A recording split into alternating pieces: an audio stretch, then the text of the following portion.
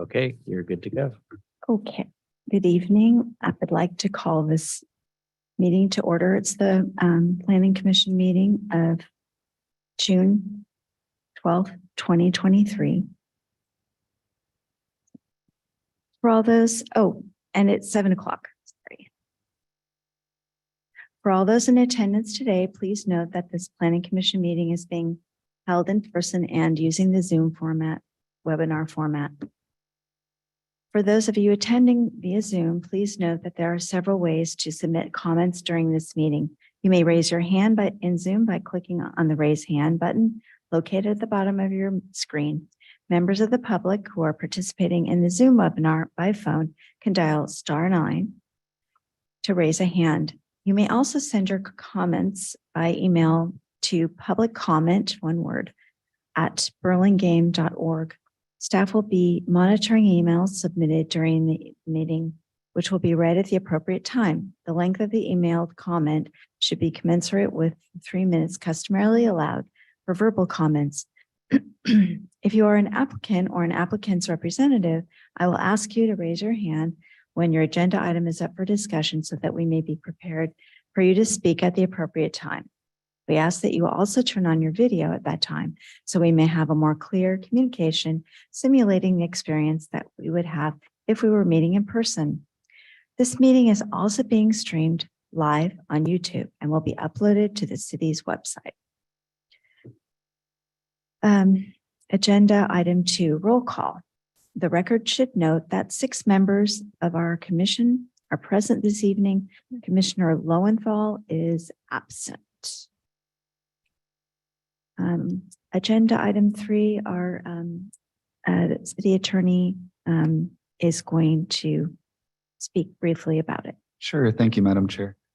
Just for everyone on the commission and for everyone in the audience to know, this is a new law, AB 2449, which allows remote participation in planning commission meetings in very limited circumstances and emergency sort of circumstances. So this is something, if someone does have a contagious disease, if they have a family member in the hospital, please reach out to staff if you'd like to still participate in the meeting. And we can walk you through exactly what we'd have to do here. But for now, it's just going to be held as a placeholder because this is where we'd have to make the findings on the record to ensure that that person could participate remotely. So this is here for now. Please know that staff is ready and willing to explain everything through to you either when that does come up or if you just like to talk about it. So please feel free to reach out. Thank you. Okay, thank you very much. All right, moving along. Agenda item 4, approval of the minutes. We have the meeting minutes to review to approve from May 22nd, 2023, the regular planning commission meeting. Are there any comments, changes, or discussions regarding the minutes? If not, I actually have a brief correction. Would like to note on page 6, something I said, that's why I know it's wrong. Towards the bottom, it was with regard to 1528 Bernal. And it says, consider extending the stucco from lower floor up to the belly band on the second floor. And I said, though it may not be nice to have 3 different materials. So it's kind of the negative. And that was it. So may I have a motion? Motion to approve the minutes with that edit. I'll second that motion. Okay. Then motion to approve the minutes passes 6. Oh, we need to take a roll call, Oh, a vote. okay. Commissioner Camarado, Aye. Commissioner Schmidt, Aye. Commissioner Shores, Aye. Commissioner Say, Aye. Acting Vice Chair Haran, Aye. Chair Fa. Aye. So it's 6001, right? Yes, that's correct. Thank you. Agenda item 5, approval of the agenda. Staff, are there any changes to the agenda? Do we have any recusals? Yes, we have 2 continuances tonight, item 9C, 1345 Columbus Avenue, and item 9E, 615 Airport Boulevard. Both of these items will be agendized at a future agenda. So those are continued. Okay, are And there- I'll be recusing from a few items. I'm going to be recusing from items 8A and 8B. 8A, because I represent the applicant, and then B, because I live 500 feet from that property. And also 10A, because I also live 500 feet from that property. Great. I'll be recusing from NA. My firm has done a report on that building in the past. And I'll also be recusing from the vote on the consent calendar. 8B, Yes. which was it? Let me see here. 1557 new. Yes, that's item 8B. Oh, got it. Because I did a report on that one. So I'll be stepping back there for that. Very good. Okay. All right, thank you very much. Agenda item number 6, public comment, non-agenda. Members of the public may speak about any item not on the agenda. Members of the public wishing to suggest an item for a future planning commission agenda may do so during the public comment period. The Ralph Brown Act, the state local agency open meeting law, prohibits planning commission from acting on any matter that is not on the agenda. The speakers are limited to 3 minutes each. Please speak clearly into the microphone. Do we have any members of the public who wish to speak on the item that is not on the agenda? Anything? Madam Chair, there are 17 attendees, excuse me, on Zoom, but no one has their hands raised. All right, great, thank you. And seeing none, we're going to move on. Agenda 7, number 7, study items. There are no study items this evening. That brings us to the consent calendar, agenda item 8. Items on the consent calendar are considered routine. They're acted on simultaneously unless separate discussion and/or action is requested by the applicant, member of the public, or commissioner prior to the time the commission votes on the motion to adopt. Would any member of the public or the applicant like to pull this item for discussion? Or would any member of the planning commission like to pull this item for discussion?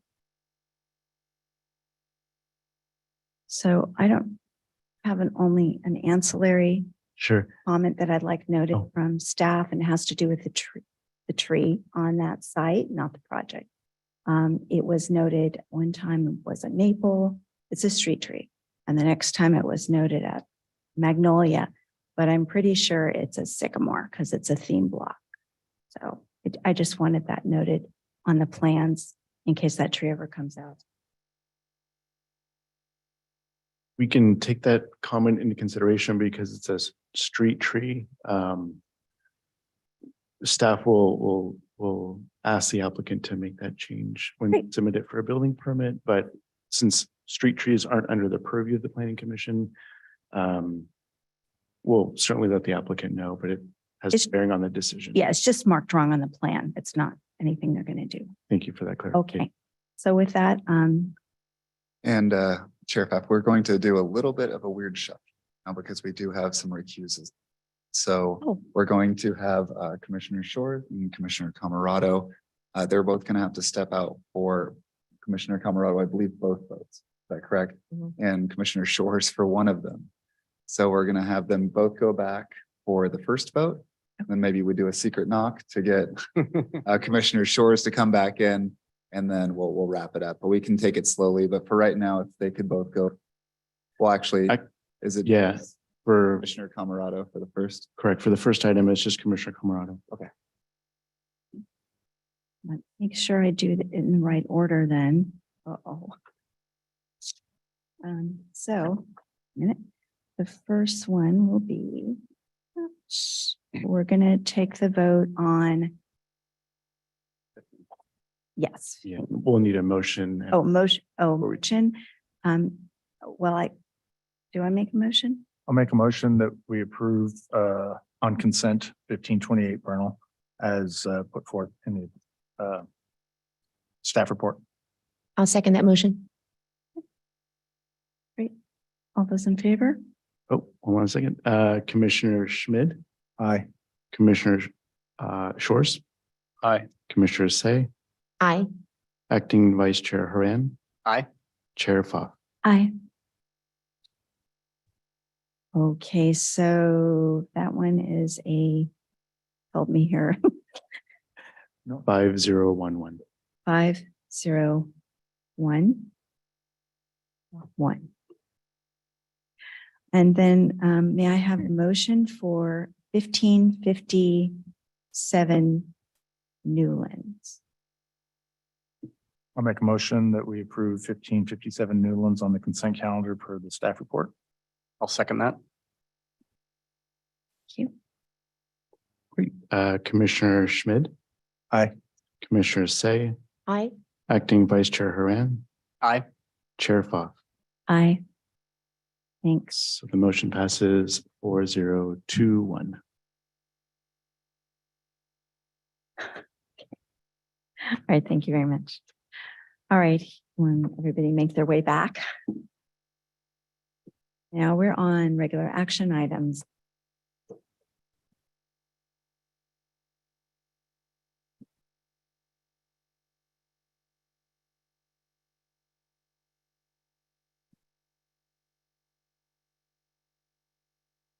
Item 9A, 1601 Hillside Drive.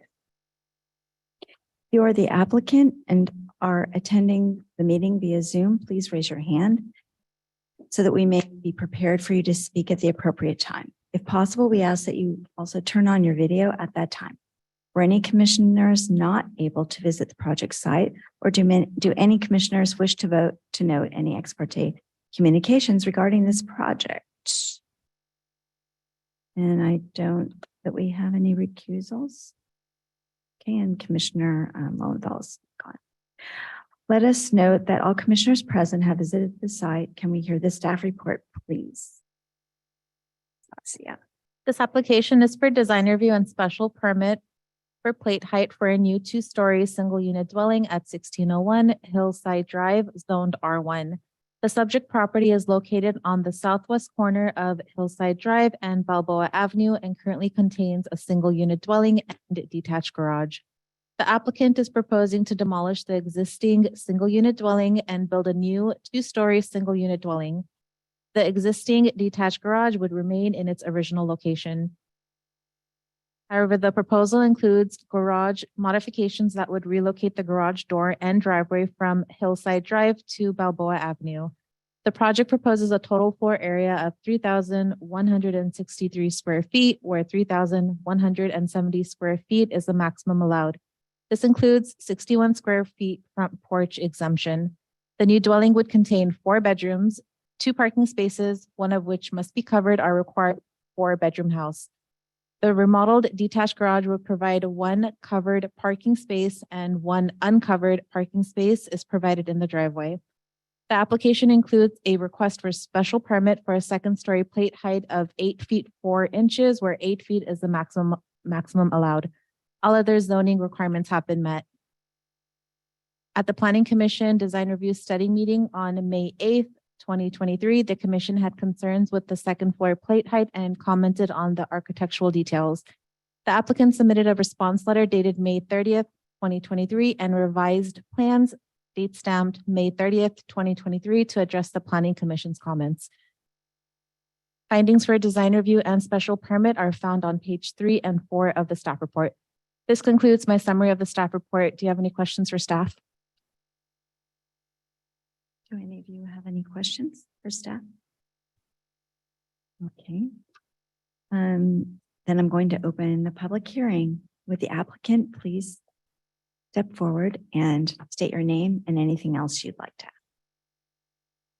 All right, good evening. Again, we're the Koo family with 1601 Hillside Drive. Good evening to commissioners and planners. So yeah, we were here about a month ago and we share our vision of our new house. And we appreciate your comments. So our architect Aisha and us kind of talked about it and try to incorporate those ideas. So I'm going to let her kind of walk you through a couple of those changes that we incorporate. So Aisha. Thank you. Yes, hi, good evening, Hi. commissioners. I wanted to thank the Planning Commission Committee for your valuable input in our last session. We have diligently recorded and incorporated your feedback in our plans, elevations, and the overall design. And our aim was to address the key concerns that were highlighted in our last session. We are still requesting for a special permit for the height, but however, we have reduced the plate height from 9 feet for the second floor to 8 feet 4. That does, we believe that it does help with the overall bulkiness and massing comments that were pointed out in our last session. There were some comments about adding horizontal siding or have some trims and bands. So we've added those in our elevations on all 4 sides. We've added, in order to reduce the bulk of the second story, besides the reduction in the height, we've also added horizontal siding at the gables. And we believe that that does aesthetically and help with the overall design. I think the major thing for us on our design side was to update the Balboa side elevation. We've updated the roof plan and we've added a larger gable just to make that more prominent side, since that's officially the front elevation for our project. But I think that also now feels more like does not look plain and does not look bulky with the second floor adjustment as well. I think the other consistent comment was regarding the window sill heights for the second floor. We've adjusted that as well, and I thank you guys for that feedback. Now we've adjusted that at 2 feet 8 sill height. It was pretty low, 2 feet in our last designs.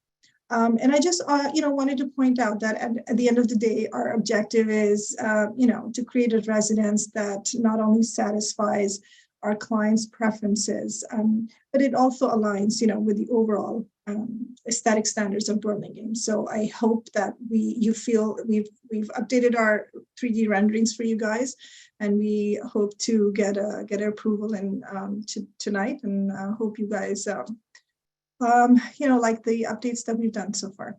Thank you. Thank you very much. So are there any questions from the app? Yeah. Okay, and, Commissioner Schmidt. So I'm seeing that you changed it to 8'4" and are still requesting a variance, but I'm not really seeing a substantial reason to be doing that. Is there something about the design that prevents you from doing an 8-foot plate height? Well, there are a couple of reasons. For all, just in general, for all new buildings, the projects that we've been constructing, 8 feet feels really low.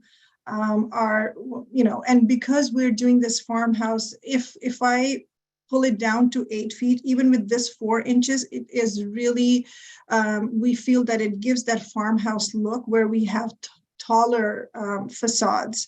And it's, we've tried our best to not make it look bulky by adding horizontal siding and trims. We really feel that, the comments that were regarding the massing and bulkiness have been addressed even with the 8'4" plate height. And personally, I believe that 8'4" is definitely a better design aesthetics compared to just 8 feet. Internal ceilings, 8 feet ceiling, it just doesn't work, so I would really appreciate if we can get that special, permit for 8'4" ceilings. We've in my opinion, we've considerably drastically changed it from 9 feet to 8'4". So, I hope you can see that the main concern was the bulk and the massiveness. So I think it's been addressed, but, would love to hear how you feel about that. Okay. Okay, any other comments from the group? Okay. The only thing I saw that, because I tend to agree, actually, well, why was that necessary? The only thing I noticed, and I don't know if it's a perspective issue or not, was that if you continue pulling the plate height down and you have that peak over the door, I wonder if it will look like a mistake. So that was the only thing I was thinking about, oh, maybe. Okay, so I was curious what my colleagues thought. We do want to make sure we open it up to the public first. I'm Close sorry, Hearing, you get into the comment. so sorry. Then therefore, is anyone here who would like to speak beyond you? And is there anyone who would like to speak on Zoom or ask or speak, comment? There are 18 people attending the Zoom, but no hands are raised. And there were no public comments received via email. Okay, so then I guess we'll close the public hearing then.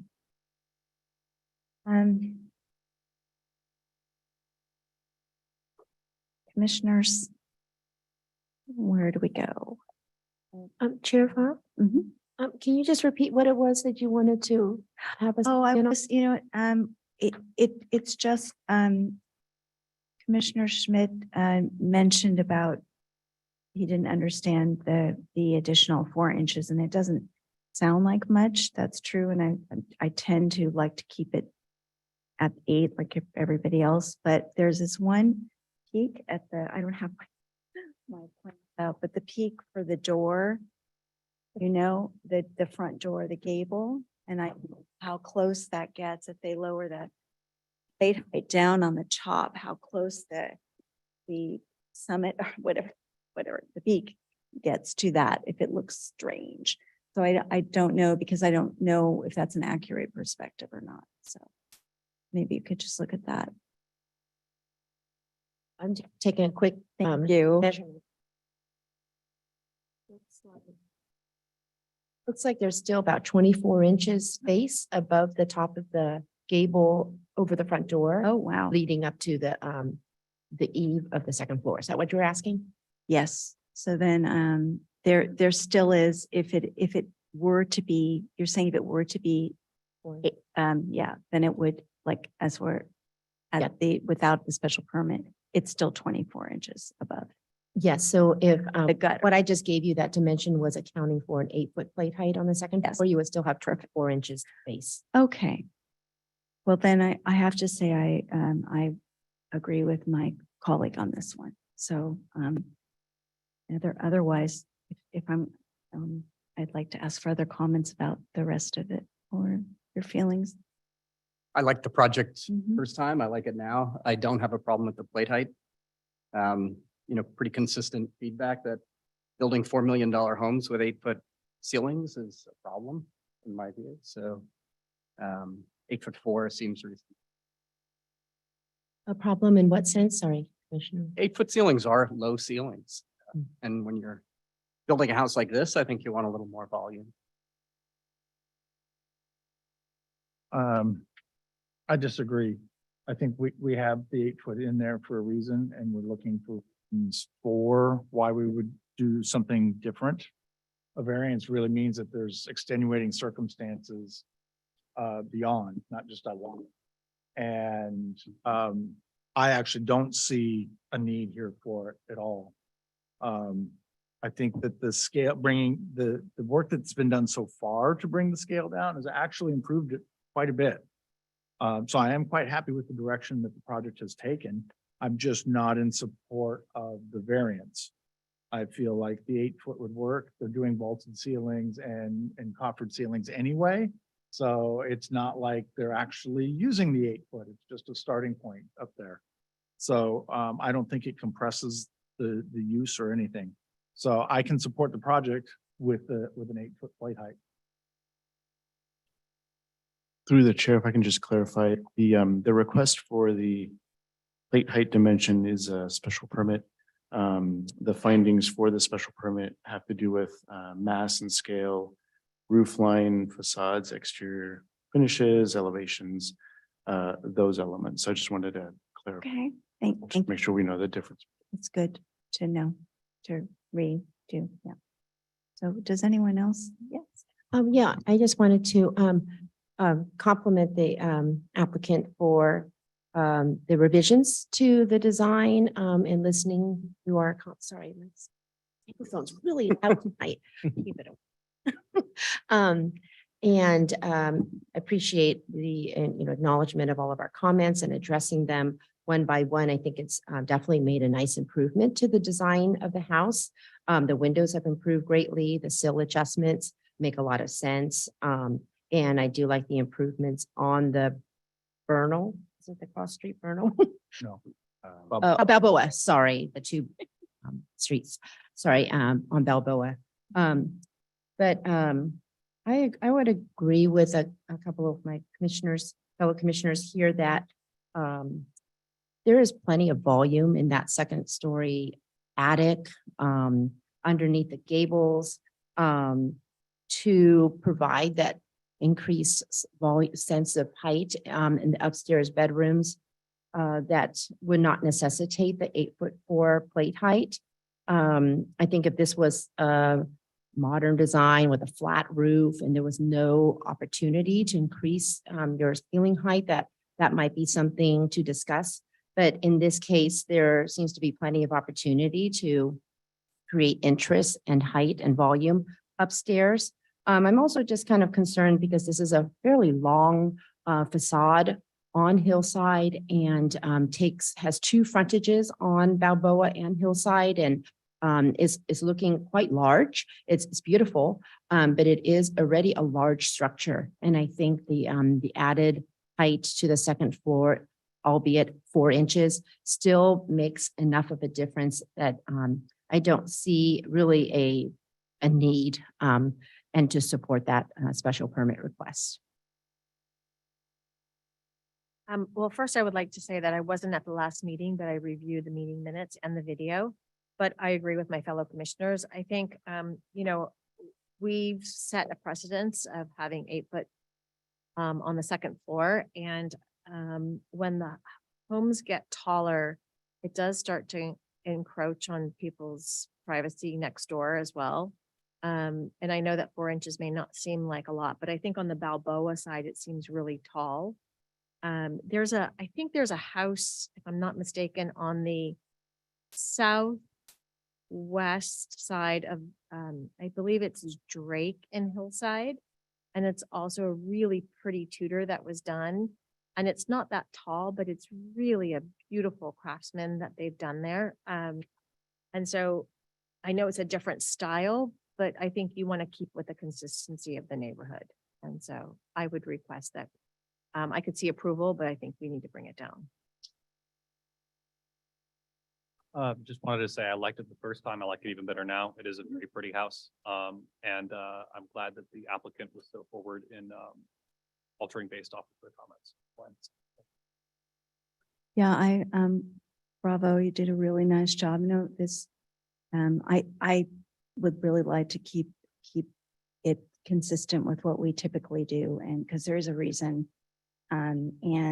Again, compliment your beautiful landscape plan, your architect or whoever she works with. Is just very nicely done, very easy to understand. Good job all around. So it looks so much nicer than before. And so I can definitely see approval, albeit not with the special permits. So should I make a motion? I move to approve 1601 Hillside Drive as submitted, but without this special, yes, with 8 foot plate height. And just to clarify, would be a denial of the special permit. Oh, okay, then a denial, okay. Denying the special permit, but then approving the rest of the project. Yes, the motion would be you're approving the design review and a denial of the special permit for the plate height. So For the plate. staff, when they submit for a building permit, will ensure that it's submitted with an 8 foot plate on the second floor. Okay, everybody got that right. I need a second. I'll second that. All right, Commissioner Camarado, Aye. Commissioner Schmid, Aye. Commissioner Shores, Aye. Commissioner Say, Aye. Acting Vice Chair Haran, Nay. Chair Pfaff. Aye. Congratulations.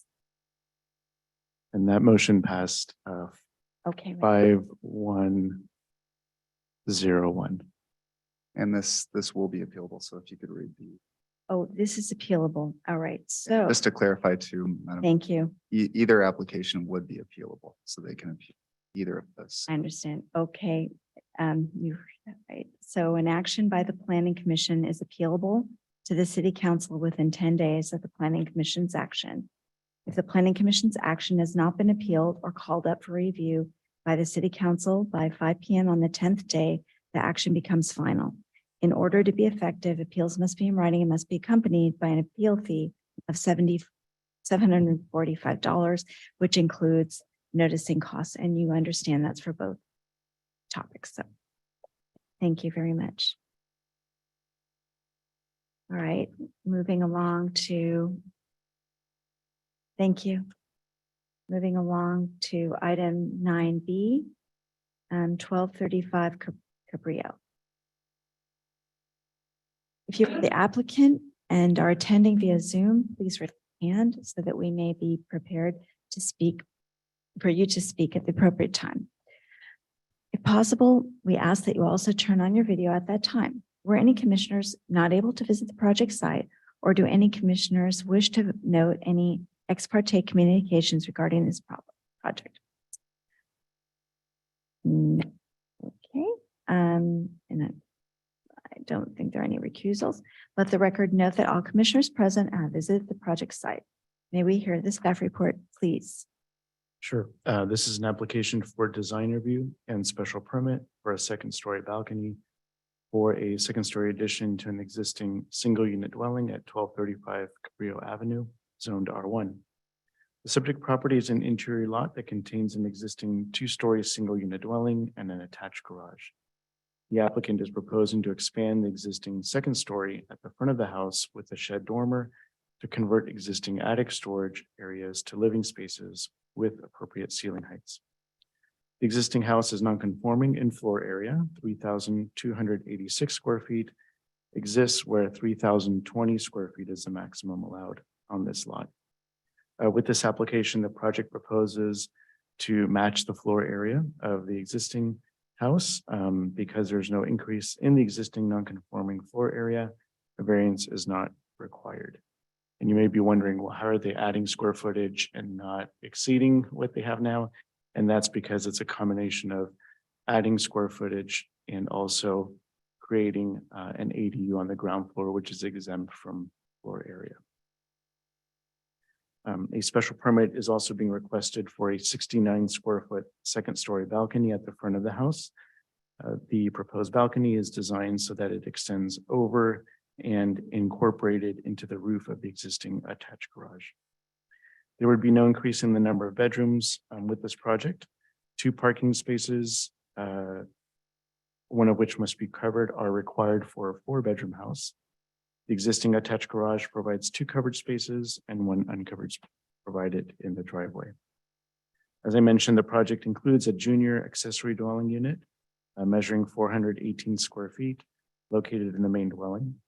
No on-site parking is required for the JADU per state law. Review of the JADU application is administrative only and is reviewed is not reviewed by the Planning Commission. Staff has reviewed their application and determined that it complies with our. So the applicant is requesting 2 applications this evening. One is for the design review for the second story addition. And second, a special permit for the second story balcony. 69 square feet is proposed, where 75 square feet is the maximum allowed.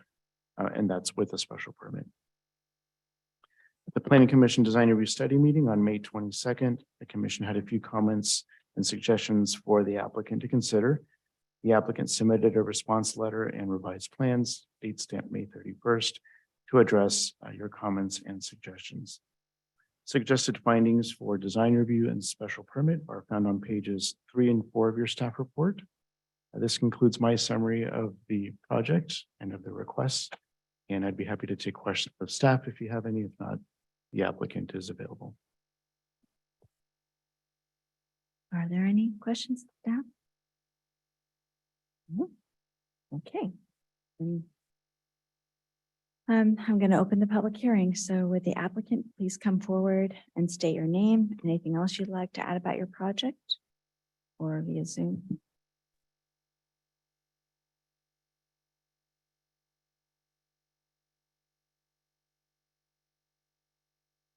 Good evening, Commission. It's Tim Verdienst, Form One Design. I'll kind of keep this pretty short. We had a few comments at our last meeting in regards to trims, and that was addressed on page A5. We talked about the garage door being changed. Sorry about the 3D. It should only be glass on the top, and then it would be panels for the first three panels. So we'll change that to a newer, more fitting style for this kind of craftsman style home. And we've added some more notes in regards to the deck for waterproofing, but we'll take care of kind of detailing that out during the building phase. We also did fix some of the 3D issues with siding and stucco. So hopefully you have any questions. I will definitely answer them. Thank you. Yes. Hey, Tim. Hey, Tim. Hi. Super quick question for you. You know, you have one light fixture that's coming right in the middle of that, of the garage in the front. Is there a possibility of putting maybe two lights on either side of the We garage? will do that. Sorry, Okay. my 3D guy is kind of, he doesn't, it's an error. Okay, thanks. Just want to make sure. That's a quick question. Tim, the garage Yes. door is a glass and steel, glass and aluminum garage door? It'll be wood. Oh, Yeah. wood with glass Yeah, lights. the 3D, like I said, it looks like it would be an aluminum with all glass, but it'll just have glass on the top, and it'll be a more craftsman style wood style door. So it'll be more like the elevator. Correct. It'll be more like the 2D elevations. Okay, thank you.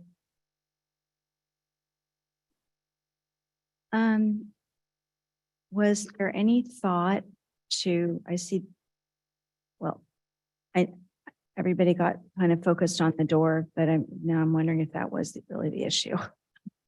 Have you considered, is it brick veneer on the two pillars on the side or whatever this, is it just a brick veneer painted? It's not a veneer, it's actual brick. Oh, it's actual brick. Yeah, I mean, Well, if that was a make or break, we could probably get rid of it, but there's brick on the stoop at the patio, so it kind of, I know it seems a little off, but you know, when you go up to the house and see it, you know, there's other elements of the existing house that correlate with it.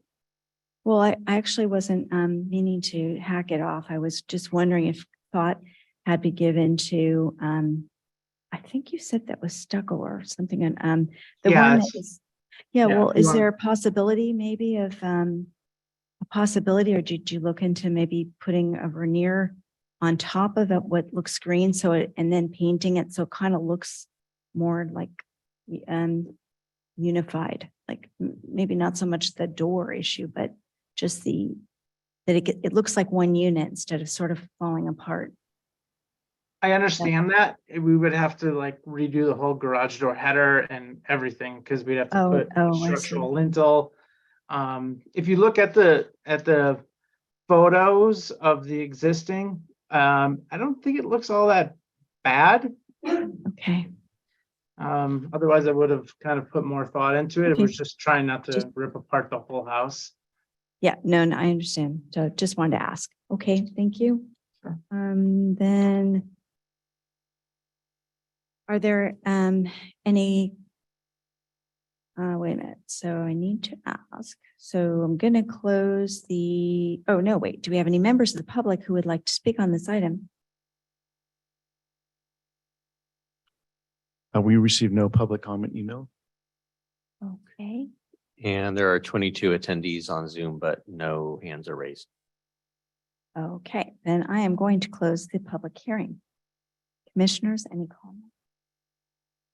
So I like the project and could see it moving forward. The only thing is, I don't know, Tim, if you can or not, but this is just a thought and maybe putting some sconces on either side of on the brick wall for the garage for lighting instead of the one over. So I asked that they come back, or at least at staff level, you guys take a look at that. Otherwise, I would approve this project as per the staff report. Okay. Commissioner Say. Yeah, I agree with Commissioner Camerado. That's a great suggestion. I actually think that the brick is kind of charming. There's just this, no need to really have to redo that.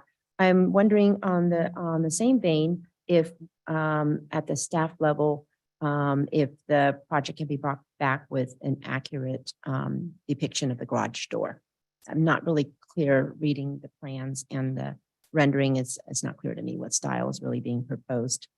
But otherwise, I think it's a very nice approach to expanding this home and in line with the existing style. It's very nice job. And I can see approving the project per the conditions of the staff report too.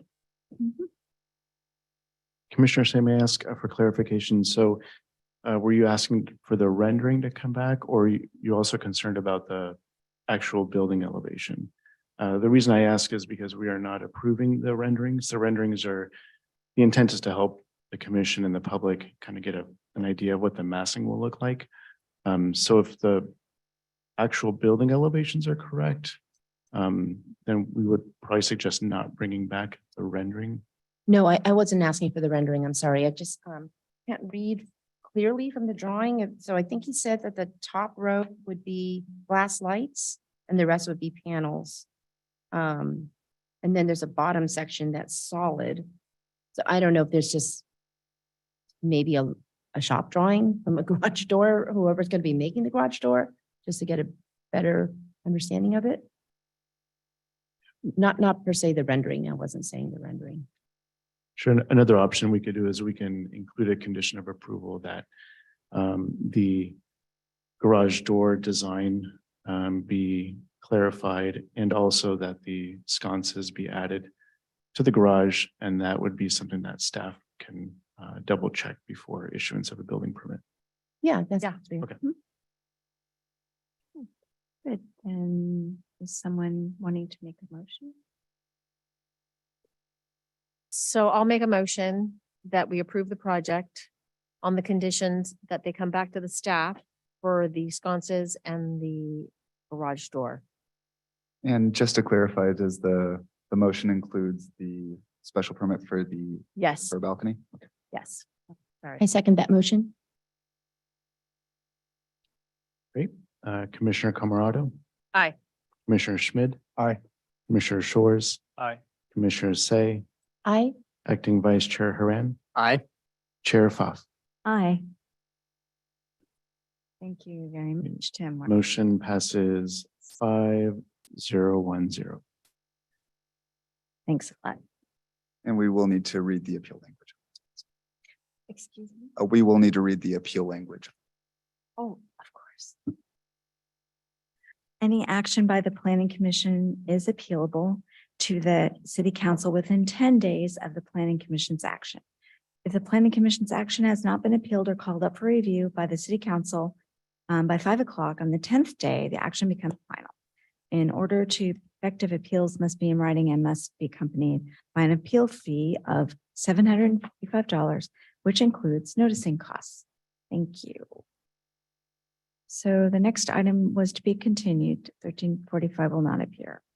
So now we've arrived at item 9B, 128 Lorton Avenue. If you are the applicant and are attending via Zoom, please raise your hand so that we may be prepared for you to speak at the appropriate time. If possible, we ask that you also turn on your video at that time. For any commissioners not able to visit the project site, or do any commissioners wish to note any ex parte communications regarding this project? Nope. Okay. Let the record note that all commissioners present have visited the site. Can we hear the staff report, please? Yes, this is an application for an amendment to design review and density bonus waivers and modifications for changes to a previously approved 19-unit residential condominium at 128 Lorton Avenue, zoned R4 incentive overlay. Just to give you a brief history, an application for design review, condominium permit, and density bonus concessions and waivers and modifications for this project was approved by the Planning Commission on July 13th, 2020. Several months later, the applicant returned to the commission requesting an increase to the building height. And on September 14th of 2020, the commission voted to deny without prejudice an application for an amendment to raise the building height. At that time, they expressed concerns with the increase in the plate height on all floors, which caused the increase in the building height. Through the density bonus ordinance, waivers and modifications are allowed wherein affordable units are being offered. The approved application included a request to utilize the density bonus ordinance. The approved project includes 10% of the total units, or 2 units being affordable as moderate income units. Waivers and modifications of development standards were granted by the commission on July 13th, as I noted, and they included waivers to setback requirements, lot coverage, private open space, common open space, and building. With this application, the applicant is requesting an approval of an amendment to the density bonus waivers modifications to increase the overall building height of the building and the elevator and stairway enclosures. The applicant's letter dated May 15th and proposed plans date stamped May 23rd provide details of the proposed increase to the height of the building. In summary, the following changes are being proposed to the height of the building.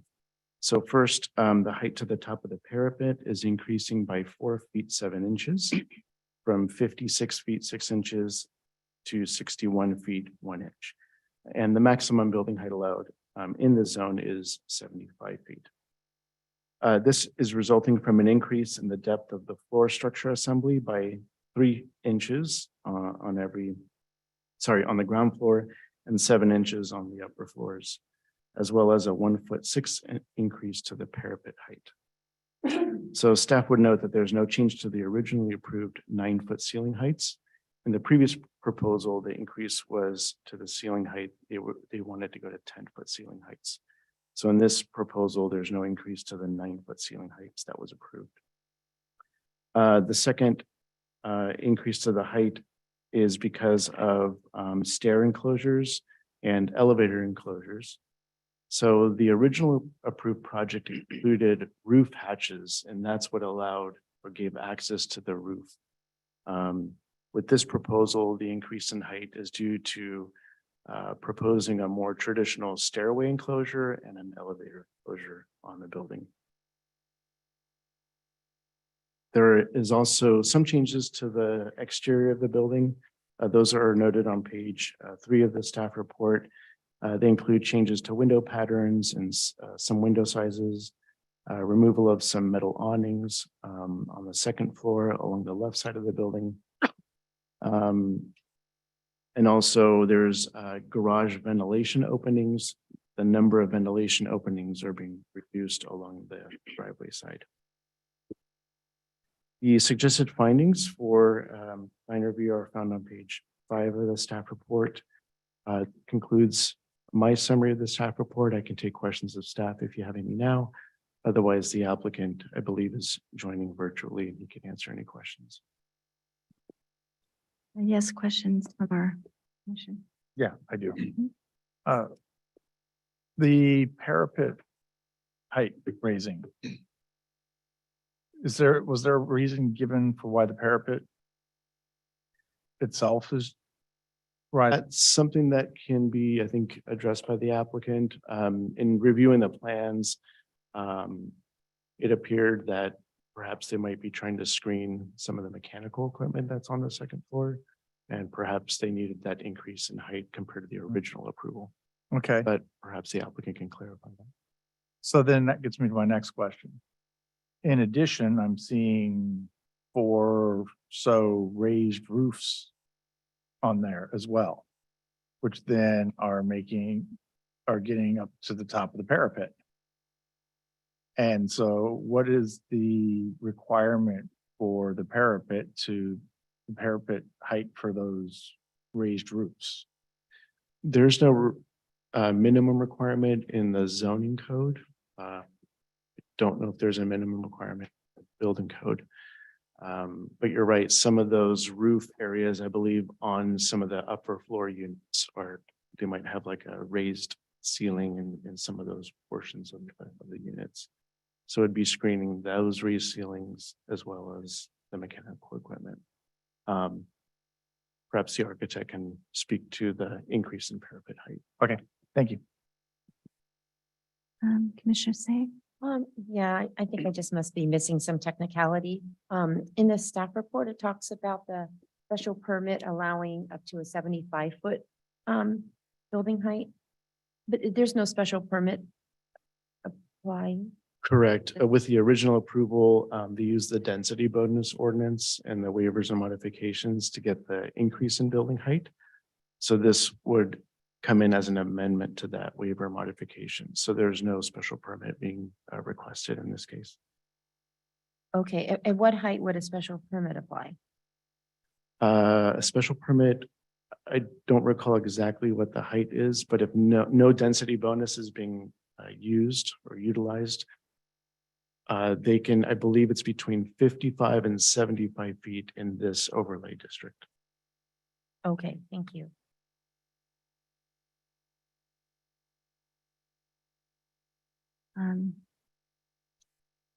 No one else has a question. I just have a very basic question. Did the applicant ever provide I read all the minutes going back.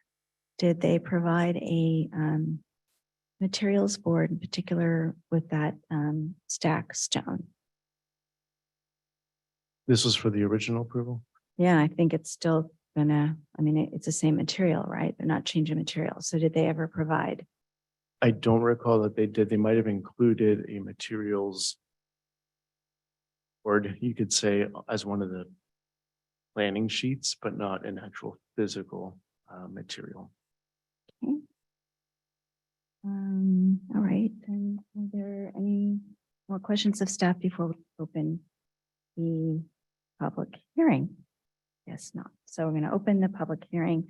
So would the applicant please come forward via Zoom and state your name and anything else you'd like to add about your project.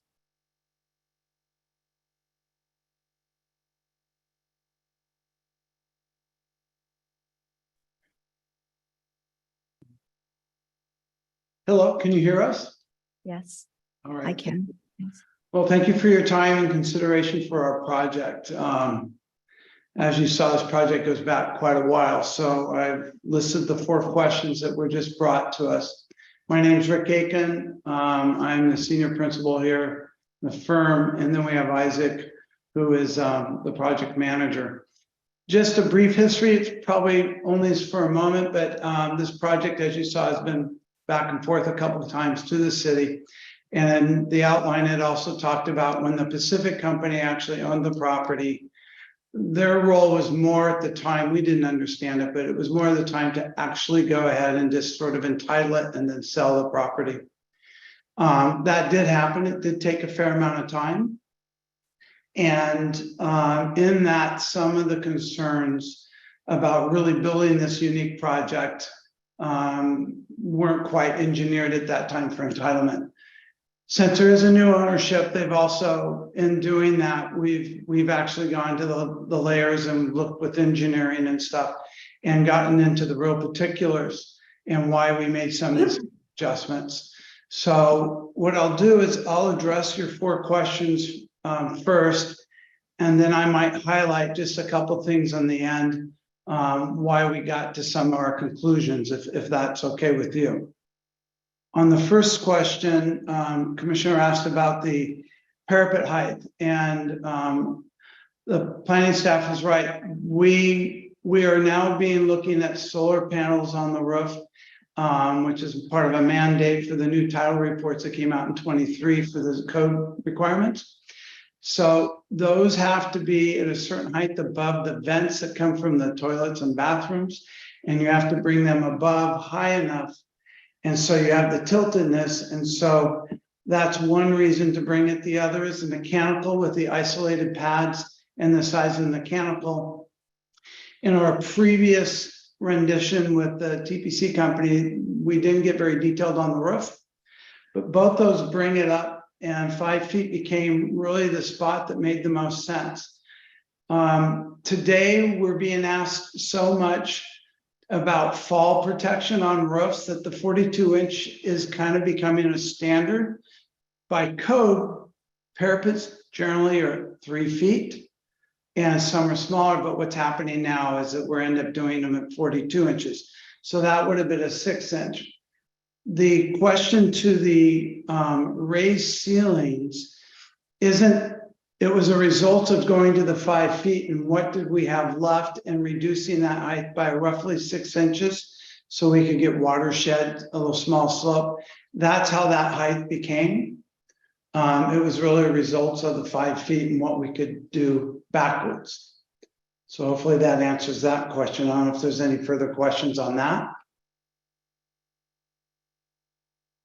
Okay. I don't think I can go back and forth until you're done, and then Oh, okay. My Sorry. apologies. Keep on, that's okay. Keep on going. Okay. The next question was the 75 feet and the raising. So we do know by right with the affordable, we can go higher. The big thing that happened that we started looking at is the floor plates, because of the span and the nature of this building, it's long and rectangular. The floor system was better to go to a TGI than it was to conventional framing, and doing that was placing the bearing farther to the ends. This goes all the way back to a little bit of the soil and the mat foundation and where the bearing goes. So in doing that, it was easier to raise, and by doing that, we could put some of the venting ducts and the exterior vents, we could go through the floor system. So that was where the added 7 inches was. The biggest thing that came out of it when the new owner started addressing the property was they own several properties. They own apartments. They built a lot of homes and some townhomes.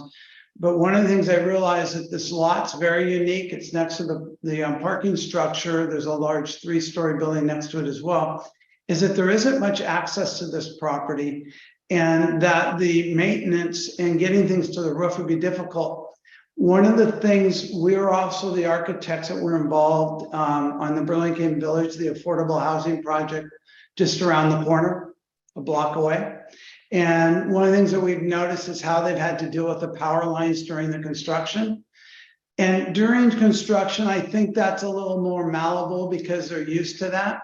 But after that, we have power lines in front of this property too. And we realized that craning anything in long-term maintenance would be very difficult and risky from the front. And because that elevator took us all the way to the roof, it seemed like an easy way to do long-term maintenance and get equipment that we know will slowly have to be replaced over a period of time. So that was one of the big pushes for the elevator. The stair was originally, we had 2 stair shafts, and they just had scuttle access to it. And we started thinking about fire department access. We know it's a sprinkler building. We know it's a type 3, 1 hour. Hopefully nothing ever happens. But what we also found is that a stair to the roof, and it really had to be the front because that's where any access point would want to be, that both those things made a lot of sense in making a long-term maintenance and just quality of the building itself. So that's where we really started driving that. And elevators, unfortunately, have certain clear heights. They have a steel beam at the top. They have to be hoisted up. There's now new rules about the pits and how these things are maintained. And it's tall, but it's also recessed. And with the 2 structures next to the property, we really don't even think you'll notice it. We retained the stair pretty close. We just had to get it high enough to make sure we dealt with the new floor level. So Most of our request has all been based on technical data, less design.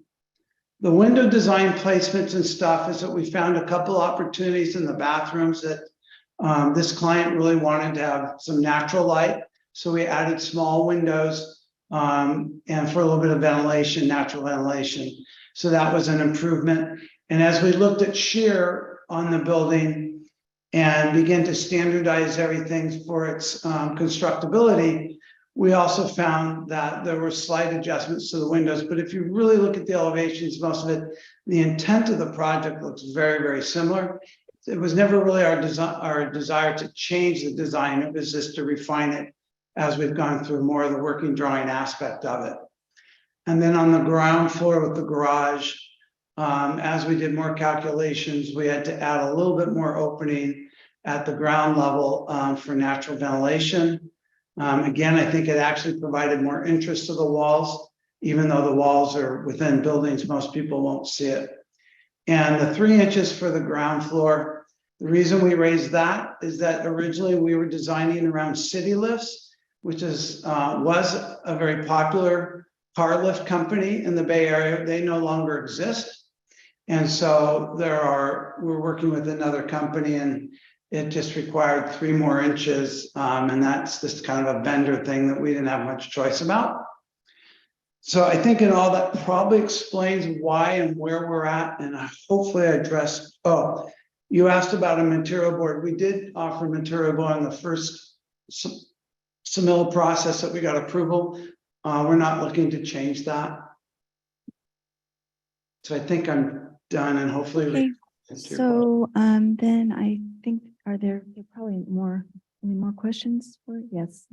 Okay, let's continue. If you don't mind, we have a few more. Yeah. So I appreciate most of what you explained and I understand. And that's all fine. I'm still not real clear on the added clear stories. That does not seem to be a functional need. And so I'm not really there yet. Can you hear me? Should I respond? Oh, yeah. Okay. Yes. Yeah, the clear story that we were added, the vaulted space, as you see, is that with the opportunity, the client felt that it was a better use for the top units. Some of those units are smaller if you look at the square footage, that there was an opportunity to do that. So that was never a discussion in the beginning of our drawings.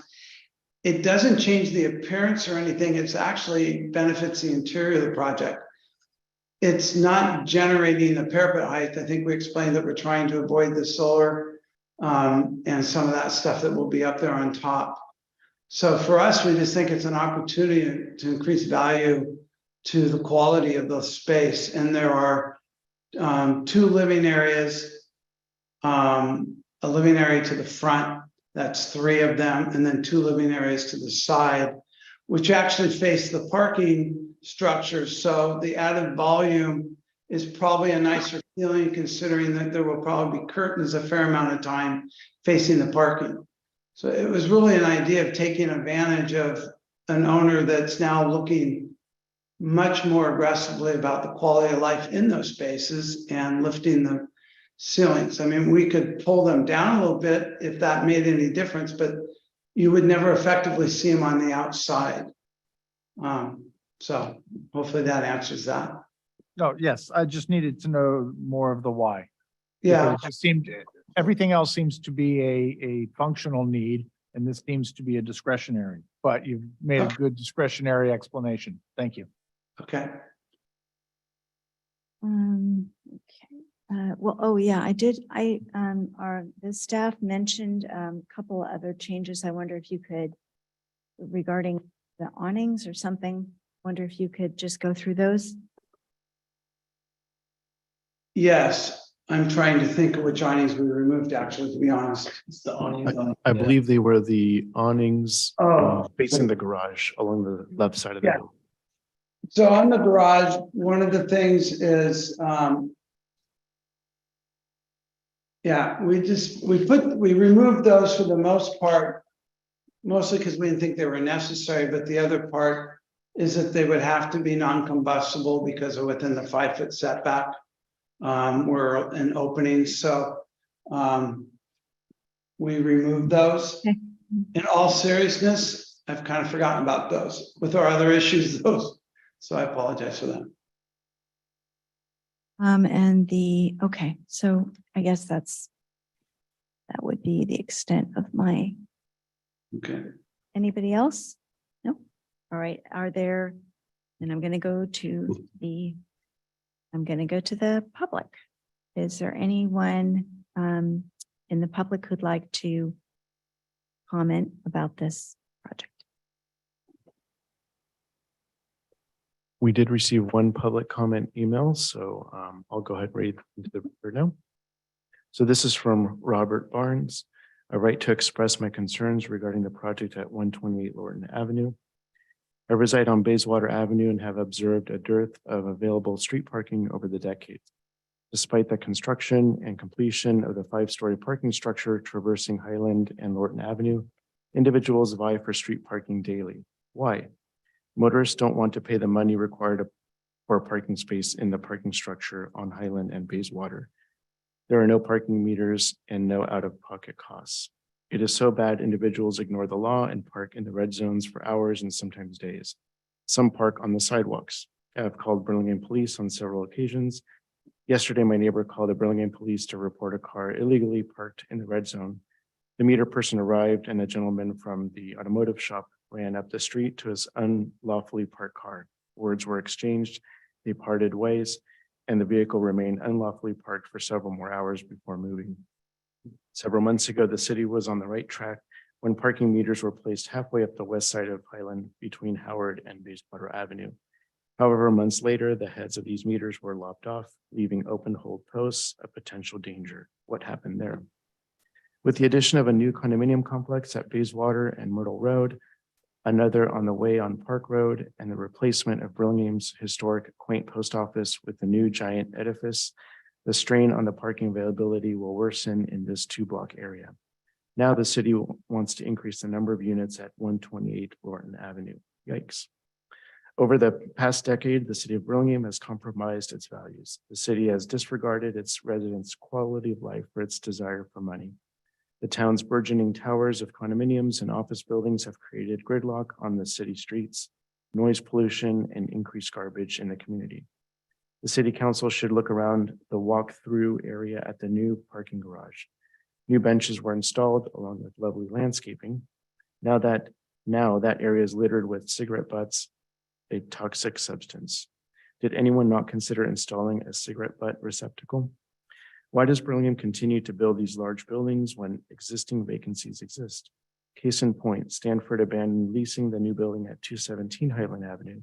Why? Not enough parking. Today, when I walked by that building, it remains vacant. I hope those making decisions for us residents cogitate a bit more before prematurely approving the uncontrolled growth of Burlingame. Otherwise, I fear gone are the days of Burlingame's small town feel. Concerned resident, Bob. And I'm not seeing any other public comments via email. There are 22 attendees on the Zoom, but no hands are raised. Okay, thanks to the public for participating. Then unless there's anything else, I guess I'm gonna close the public hearing. Okay, so are there comments from my colleagues? Who wants to go first? I'll go. I don't think we're really seeing a substantial change in the building itself. The height requirement asks are pretty, they're good reasons. I agree having the access with the elevator and the stairs up to the roof will make all of that maintenance a lot better. So it was probably a good thing to do. And I don't think that it changes the scale or mass of the project.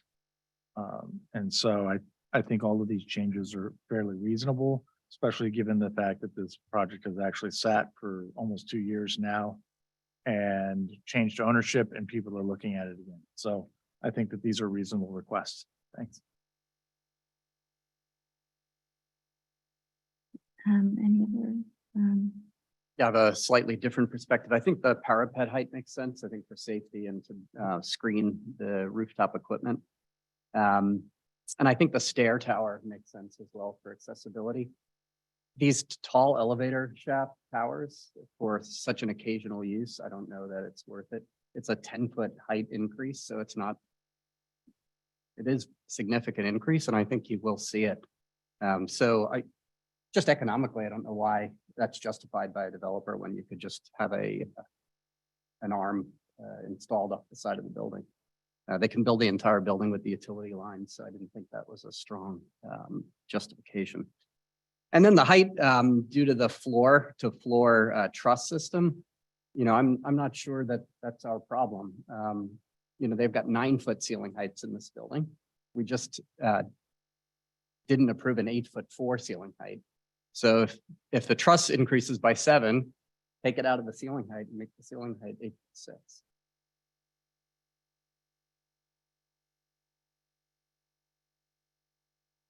should I go or do I go left? All right, I'll just go. I agree with my colleague. I think it's too much. I've never liked the stack stone in the first place, but it was approved, but now we've got even more stack stone. So in that application, I think it's just gonna look ridiculous.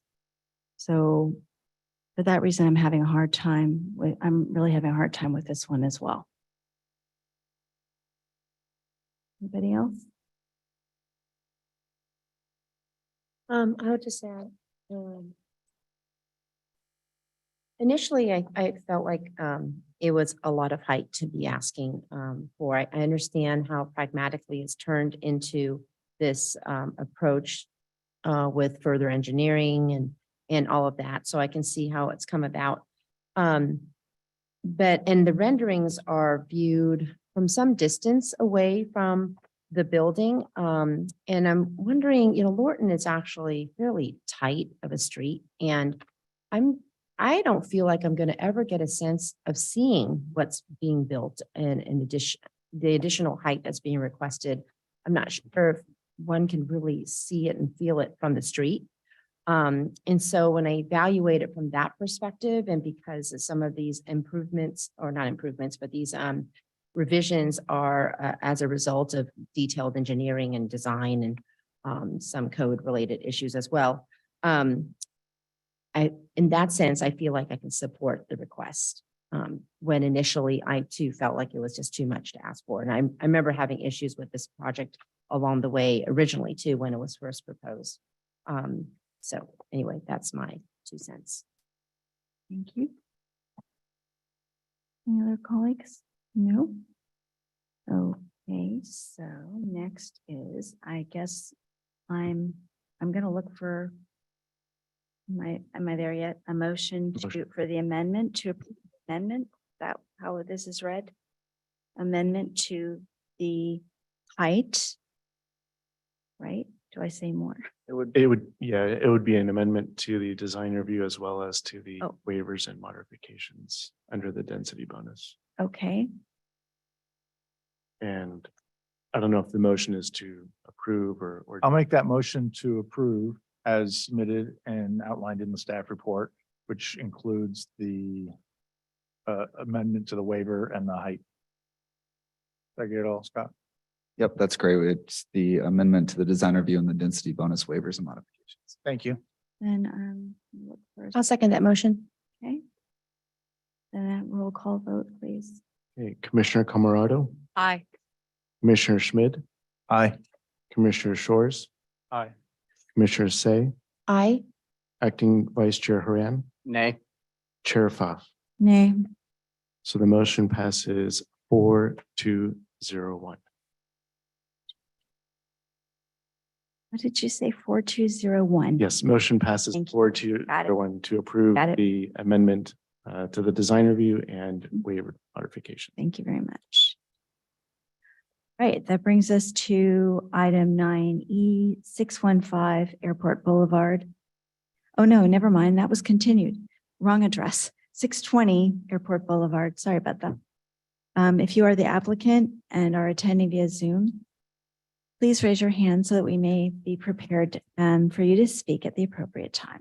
If possible, we ask that you also turn on your video at that time. Were any commissioners not able to visit the project site, or do any commissioners wish to note any ex parte communications regarding this project? I met with the owner's rep on site. I did as well. Okay, And I did as well. all right. Let the record note that, and we don't have recusals on this. Okay. Let the record note that all commissioners present have visited the site. Can we hear the staff report, please? Yes, thank you. I'm Catherine Keelan. I'm the project planner presenting the project tonight for you. This project site is approximately 3.7 acres. It's located at 620 Airport Boulevard, currently occupied by surface parking for long-term airport use. The proposed project includes redevelopment with 2 9-story towers that would be office and/or research and development life science uses. Each building would have its own lobby and half level of screened parking at the plaza level, with the other half to be flexible amenity space or other space, with 7 levels of office above. Vehicle drop-off and pickup and turnaround space would be located in between the buildings where a plaza is proposed, and it would be above 2 levels of parking. There's 2 buildings, Building A, the north building, and Building B, the south building. They would total approximately 481,000 square feet, excluding the parking areas. Each building would be approximately 158 feet tall, as measured from the average top of curb along Airport Boulevard, with about 163 feet to the top of the exhaust stacks.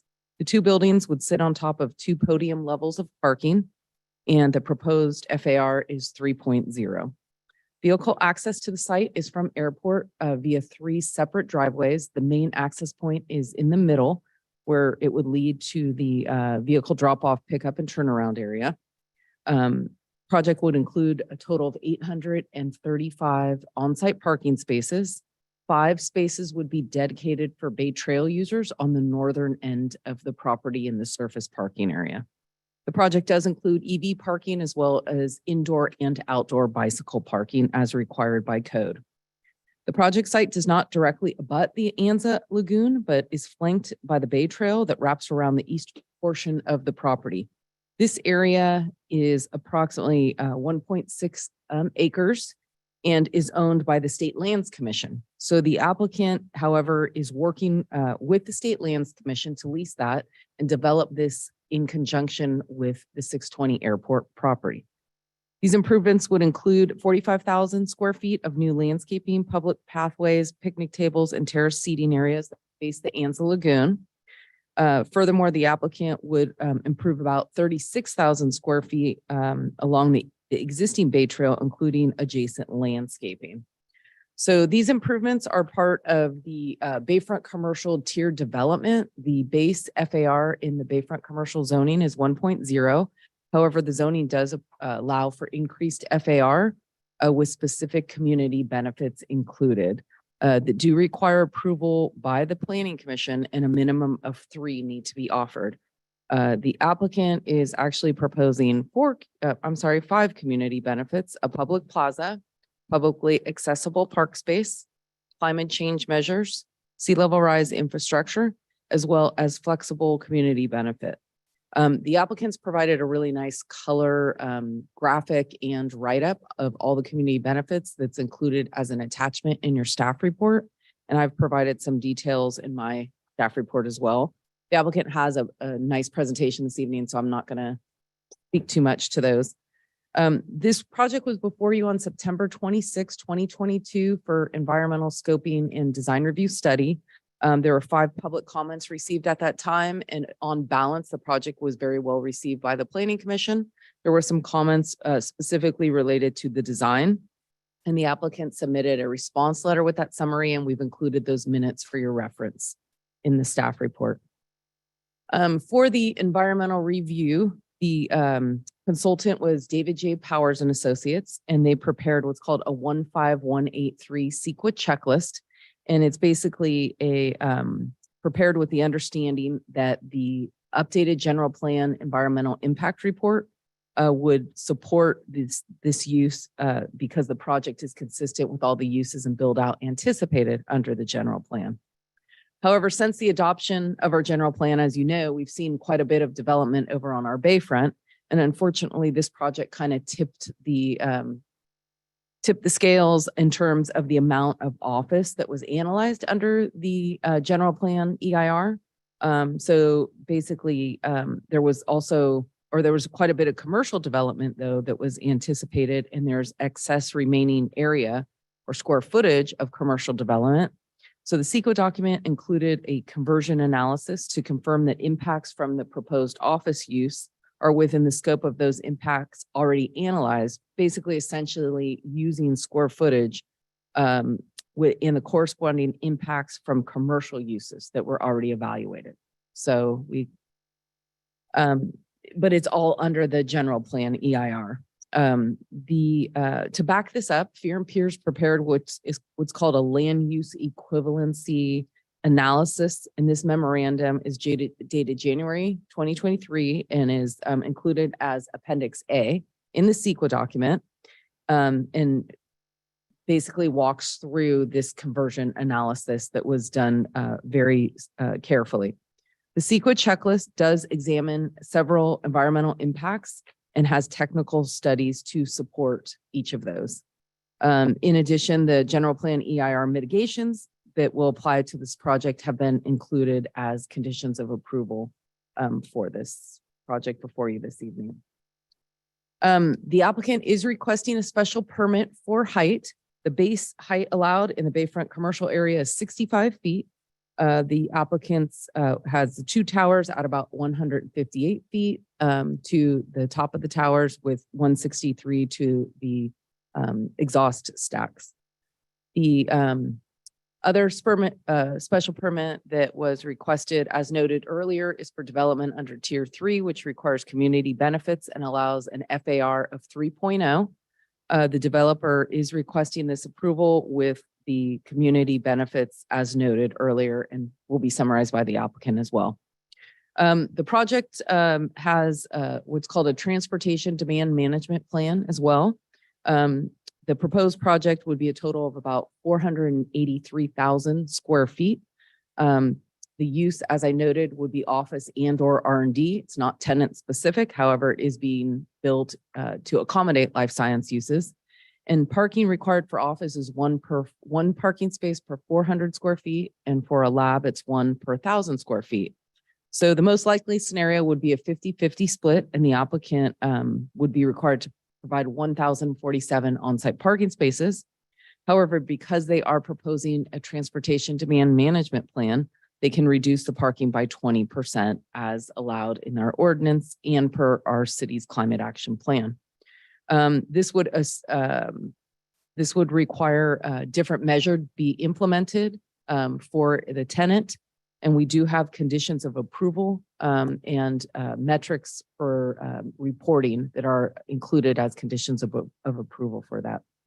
And the TDM measures I did detail for you in your staff report. That document is also an appendices to the TIA, which is a traffic impact analysis report that was also prepared by Fear and Peers. This document was reviewed by the city's traffic engineer. The purpose of the report was to evaluate traffic impacts to surrounding transportation systems pursuant to SEQA. In addition, it looked at intersection operation studies to determine the overall potential project impacts to the city's infrastructure that are outside of the SEQA analysis. So that was reviewed by our city's traffic engineering department.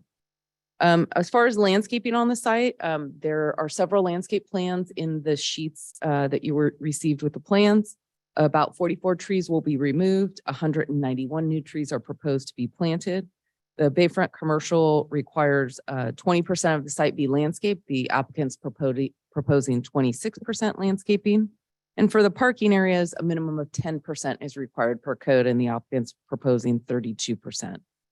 As noted earlier, the sea level rise requirements are now part of our Bayfront commercial zoning requirements, and the project is proposing resilience to sea level rise with protection to a minimum elevation of 17 feet for the plaza level subject property and the two towers, and that would provide sea level resiliency through end of century. The remainder of the project site, which is the area flanking the property, the state lands parcel, is designed to increase to 13 feet from the existing 10-foot elevation.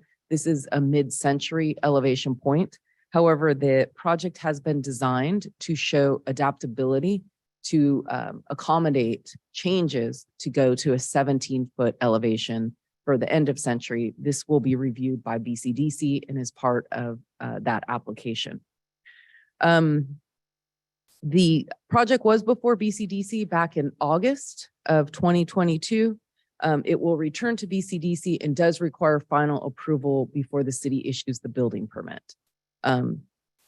The staff report includes findings for the design review application, as well as suggested findings for both the special permit for height and the special permit for the tier 3 floor area and community benefits.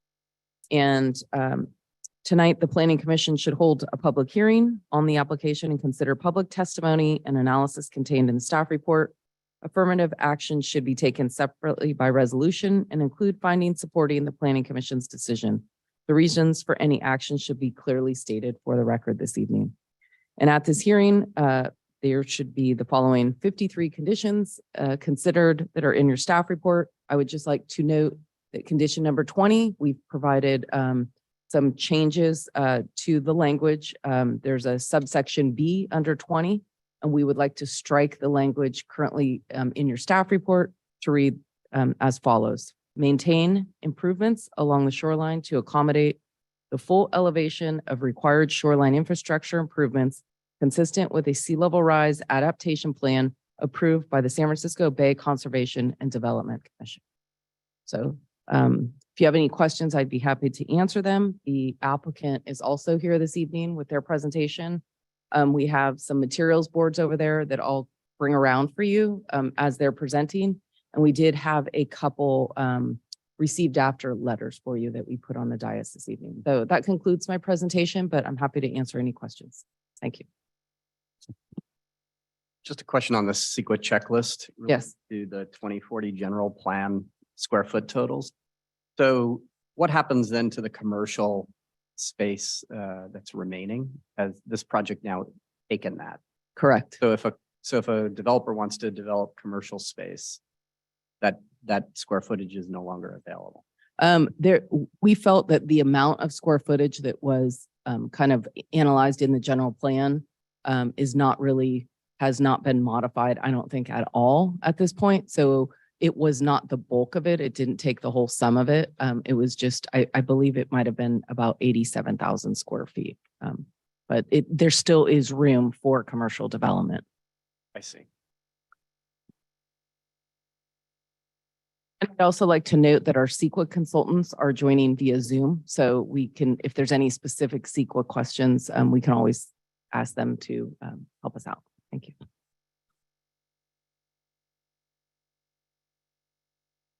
Okay, great. Then I just gonna open the hearing for the presentation. One moment, I need my proper. I'm going to open the public hearing. With the applicant, please come forward and state your name and anything else you'd like us to know about your project.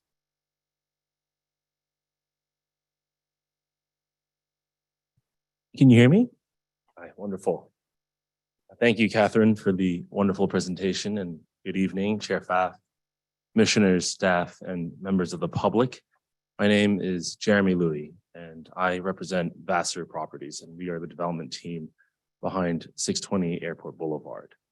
We are also an affiliate of Stanford, which is the company that owns and has operated the Hilton SFO directly adjacent to our development site for nearly 35 years.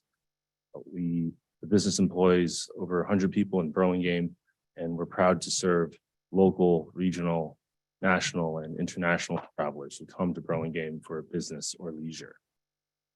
We're also very proud to be longtime stewards of hospitality at this corner of the edge of the city. And we're excited to see Airport Boulevard grow up and see its next stage of commercial vibrancy. And so today we present a project that is consistent with the general plan to create 480,000 square feet of innovation life science office space.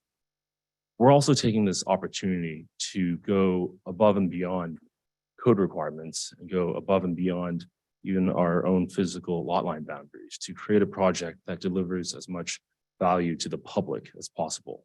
We also want to create a project that lasts a lifetime. And we're going to do that by creating access to the shoreline through our own private site for the public. We're going to do that by creating a public plaza within our own private lands.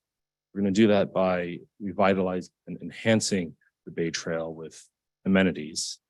And certainly we'll create a resilient project that lifts the entire site up and adapts a portion of it to, adapts the entire site to future sea level rise. And the culmination of this is a vision that this project will be an important cog in the revitalization of the Anza area so that we can see more innovation companies make Burlingame their home.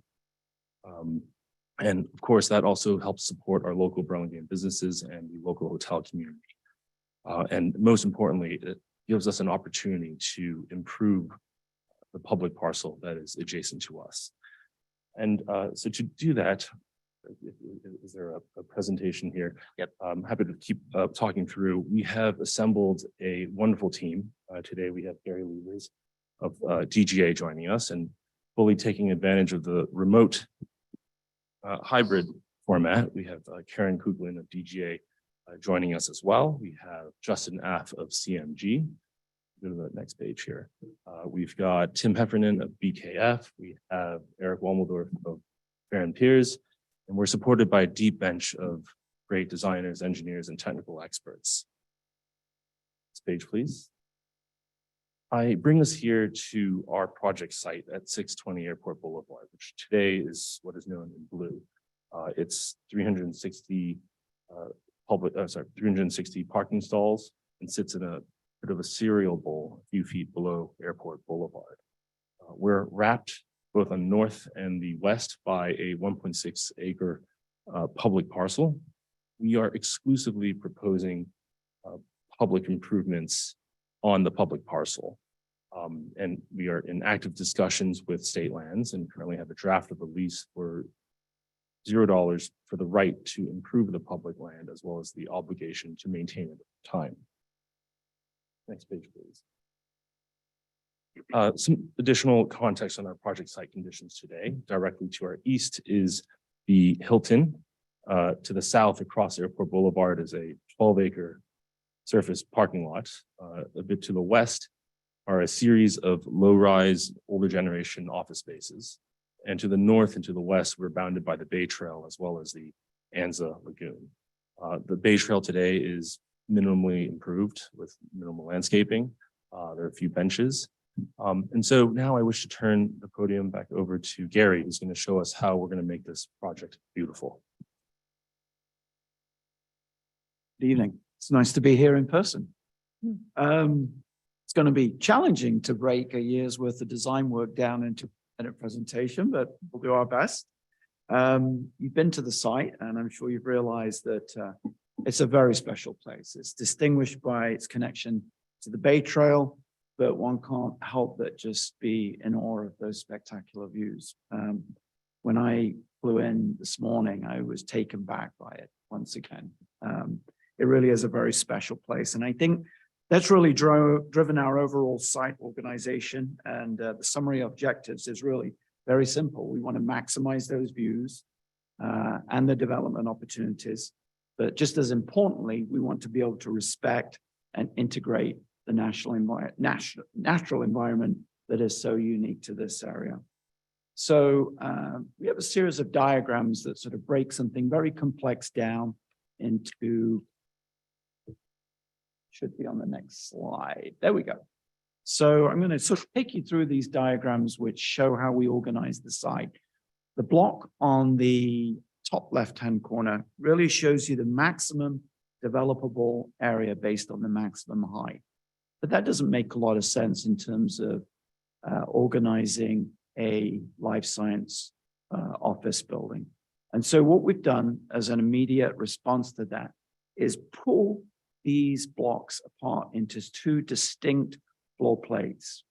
That not only creates an optimal depth for these typology, but it also creates this space between. And that space between allows us to be able to maintain and retain the view from the highway through the buildings towards the bay, and really to be able to celebrate the view corridor. But it does also allow us to be able to take the Bay Trail and bring it inside. So you're really expanding that environment into the space that's created by the two buildings. And you'll see that little sketch there, which is on the bottom center. It's really important for us that we activate that space, that it doesn't just become a space that isn't utilized. So what we've really done is start to concentrate all of the spaces which are most likely to be integrated into the Bay Trail, the cafe, maybe lecture hall, all of these types of flexible spaces to really, really start to activate that space and make it as special place as it can be. And then these buildings are very heavily serviced. So thinking about ways in which they can minimize their presence and be serviced in a very discreet way. So what does that look like in terms of an image? Well, next.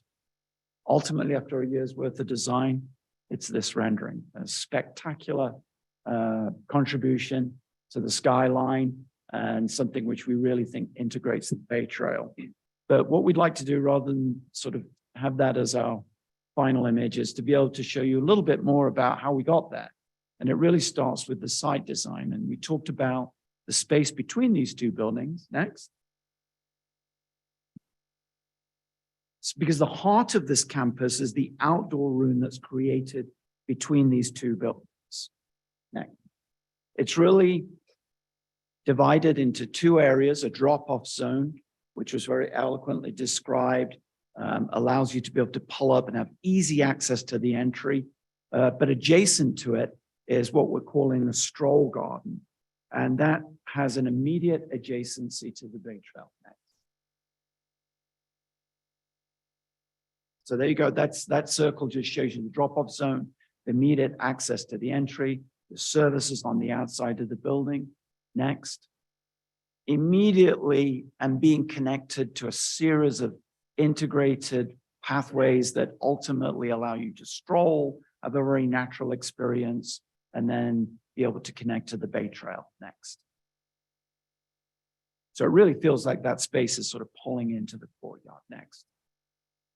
But within the Bay Trail, there's also a living shoreline, lots of spaces where you can have breakout areas, seating areas, the potential for seating areas next to the cafe, creating a diverse sequence of spaces that really embellishes on the linear quality of the Bay Trail and allows it to spill out and really connect with the shoreline. Next. And really encouraging cyclists. So we provided plenty of storage and places where you can take your bicycle. Next.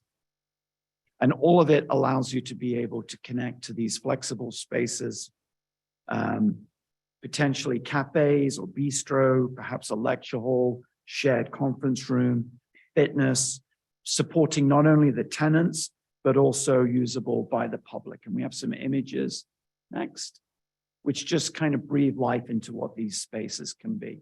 But I think it's really all about the erosion of the threshold between inside and outside, the uniqueness of this climate, this special place, and being able to celebrate the connection between the two.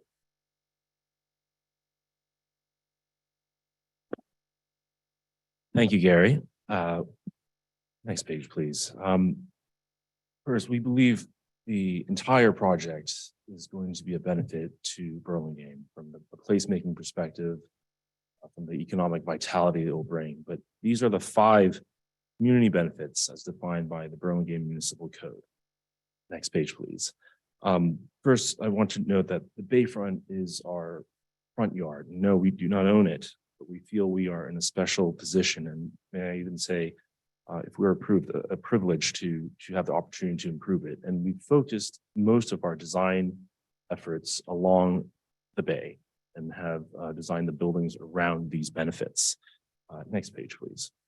First and foremost, front and center of the project is a public plaza, about ½ acre in size, approximately the size of a heritage park. It serves as a connection from Airport Boulevard to the public shoreline for the public, and will include amenities such as seating, outdoor living rooms, as Gary had described. Next page, please. Also, per feedback from this commission a few months ago, we thought more about how to draw the public in. And this is a perspective from an outdoor portion of a food and beverage outlet, approximately 2,000 square feet, that connects with another 2,500 square feet inside the building to serve light fare, food, both for tenants and the public.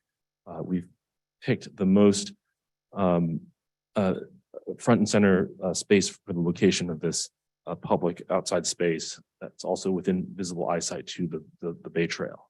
Next page, please. The next benefit here is additional 1 acre, approximately 1 acre of space along the public parcel. There are several zones in this area. We've created terraced bleacher style seating to be a destination for people to come and gather and enjoy the lagoon. We would thoughtfully, but not overly, create picnic tables and seating areas for people to come and enjoy. We have dedicated a few spots for public art. And finally, next page, please. I think the most exciting amenity for myself is really this outdoor amenity, this outdoor gym that provides things like box jumps, pull-up bars, stretching bars for members of the community who otherwise don't have access to a gym to come and exercise and stay fit and stay healthy with the lagoon as a backdrop. And of course, we can see that publicly accessible cafe and food and beverage outlet directly in the background, directly within the eyesight of the public. As we continue moving down this path, next page, please, we'll get to some bleacher style seating, which really helps create an audience for the natural beauty, which is the Anza Lagoon. It's set back from the trail, and it will also be designed to be accessible to our friends in wheelchairs. Next page, please. Our entire project is sustainable. This office is for innovative companies demand sustainable buildings. We would target LEED Gold at a minimum. The buildings would be entirely electric. We would work with Peninsula Clean Energy to ensure that 100% of our energy requirements are met by renewable energy sources. We also have water saving features on site to reduce water usage, including a purple pipe system. We will also have a climate responsive facade to reject as much heat as possible and also to be designed in a avian friendly way. Finally, we also seek to be Fitwel certified, which is an additional standard to ensure that our future tenants are healthy within the building. Next page, please. Our project will be designed to be resilient to sea level rise. We're lifting the entire site to 17 feet, and we're installing additional site infrastructure along the Bay Trail to raise it from 10 feet to 13 feet, which will be adaptable to 17 feet as things progress along the shoreline here. Next page, please. The last benefit here didn't fall into any particular category that we've gone through, but is probably the most obvious one, and it's the improvements to the Bay Trail. Today, this section of the Bay Trail is a pass-through.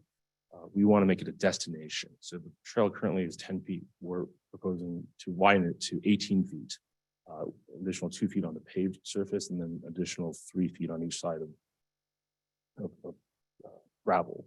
We're also proposing soft, gentle lighting to make the space usable, not just in the middle of the day, but also during the shoulder times.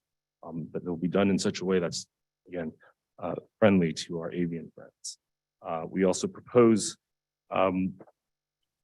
trash receptacles and amenities to make this more usable by the general public. I'm going to turn the podium back over to Gary to walk through our exterior design.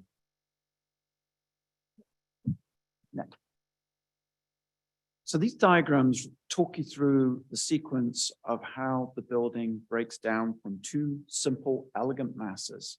The second diagram on the left is possibly the most important because it takes all of the parking and puts it underneath the building. There is no traditional structured parking. At significant cost, the visual pollution has been taken away. So that preserves that space between those two buildings. The buildings are then celebrated by being lifted up on an express podium. The structure reveals itself, and there's such a unique quality about the Bay that we celebrated that in the way that we organized the curtain wall, which you'll see in the renderings. And then the view, of course, is celebrated with the balconies, which are on the ends of the building and really allow to take full advantage of the uniqueness of this place. So again, just wanted to show you these sections which show how we've sort of scalloped out the ground in order to be able to develop two levels of parking and to be able to really, really minimize the impact of parking on the site design. Next. That red line, if you can see it, is actually the existing grade line, and you can see the modification there. Next. So you should have a materials board, which I think is floating around there somewhere. And in summary, our choice is for classic materials, very high quality, kept the building massing itself quite simple and elegant. There's glass, aluminum, but then when the building meets the ground, there's a rustic, more weatherproof base. It's integrated with the landscape. So again, trying to achieve that sense of creating a very soft threshold between inside and outside. And those beige tones subtly reference the hotel. Next. So a word about the curtain wall system. So in order to be bird safety, not only have we selected and specified glass, which really protects that, but we saw it as a chance to be able to celebrate not only addressing those concerns, but also thinking about ways in which the curtain wall system could be extended in a way in which creates movement along the elevation. As we started to articulate it, we realized that the fluid expression of that referenced the tide itself. We thought that was a very appropriate way to be able to celebrate again, the uniqueness of this site. Next. So just kind of taking you through, this is the aerial view. This is what I saw this morning, or will see in a few years. And as you come down next, this is what you're greeted with. And again, that view shed is protected. It's very pleasant. The landscaping's pushing its way out onto the street. Next. Very welcoming environment. You can see how the building greets the ground as it breaks down. The structure is expressed. There's a canopy. From a fairly tall building, the scale is dramatically reduced. And the landscape again appearing. You can even see my car on there if you're looking carefully. Makes its way into all the renderings. And again, you can walk through I just love the term strolling garden. That really reminds me of my childhood and the idea that you can be next to these large buildings, but yet the scale is broken down because you don't experience them in any, in a direct way. You're always seeing them from different vantage points. Next. And again, looking from the Bay Trail back, that living shoreline. It feels very seamless to me, the way it goes from being very organic through the strolling garden to the drop off and then to the street front. It almost feels like the Bay Trail's coming through the buildings and making its presence felt on the street. Next. So of course, this is where we are right now. And it's a parking lot and hopefully the addition of these two buildings and this wonderful addition to the Bay Trail next. It's a building of its time. It's most certainly a building of its place. Reflects the technology and the spirit of progress on the peninsula while enhancing the existing environment. That concludes the presentation. Thank you very much. I'm going And I will say it was an absolute joy to work on as well. Thank you. don't go away yet. I think I might have some questions from our commission. Yeah. Come on. So what I didn't see on the plans are kind of a lighting plan, unless I totally missed it, but especially on the exterior park-like areas, and I'd like to see some lights and some, I was thinking, at least for the pedestrians, having some lights down at the lower area and then some higher kind of shining down, safety reasons. And then the other thing I was thinking about is some lights have you guys considered any lights in the seating areas around the lagoon? Actually, I think in the appendix, there is a light plan. I don't know if. Okay. Yeah, I think it's the last page. So. Oh, got it. Okay. Yeah, there you are. So it's Well, obviously I didn't go to the lab. pretty detailed, but I think Jeremy said something which I thought was nice. Very soft lighting. Mention is to minimize light pollution, keep it very soft, close to the ground, and obviously the number one concern is safety, but also wayfinding. If you guys think about doing some sort of access over to the hotel, is there an access point kind of in the middle of the parcel? I'm sorry, I can't, yeah. You consider doing something so people that are staying at the hotel can just kind of nice and easily walk? Yes, you can access the trail and then through the trail come back. But not in the middle of the parcel. There's no access to like middle of the parcel. Yeah, that's correct. We just thought it would be, you want people to be on the trail. It feels like, they encourage people to take that route. So it feels like it's engaging them rather than having a sort of secret route through, as it were. Okay, thank you. Just out of interest, what led to the buildings being in line versus? That's a very good question. So originally, actually, we had started with the buildings being slightly sort of out, they would be out of plane with each other. That was to kind of open up the vista. But the realities of the subterranean parking meant there'd be a tremendous amount of transfer beams in order to be able to achieve that. And I think our goal, which we never lost sight of, was that we really wanted to bury that parking. And it was there was a significant premium to doing that. So whilst it would have been very nice to have started to skew the buildings out a little bit, just the realities of the optimization of transferring the structural load through the parking really necessitated them to be orthogonal. I think what drove that concept of the extended mullions was trying to create an organic quality to the buildings, even though in terms of the massing, they were pretty, sort of orthogonal. So, but yeah, your point is well taken, and hopefully the landscape softens it too. Maybe for Jeremy, two questions. One, was there any discussion about you guys raising the Bay Trail to 17 feet versus leaving it at 13? And then the second question is just how many of the parking spaces are reserved for the public? Yeah, sure. So on the Bay Trail, to be frank, the site is designed to be adaptable to 17 feet. The kind of simple reason why we can't lift the entire site to 17 feet, the Bay Trail, is because neighboring parcels are down at approximately 11 feet.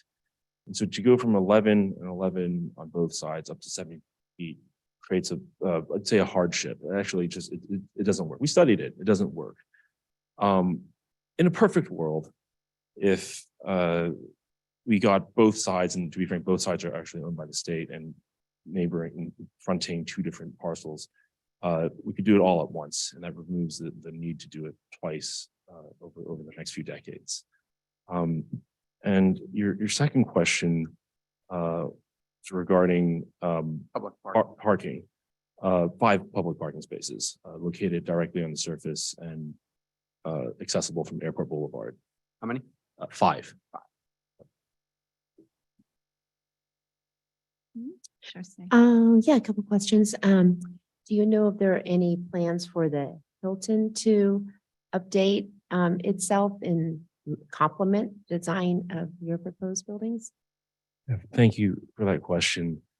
Over the approximately 35 years of the ownership of the hotel property, it's been updated 3 times, mostly internal, inside.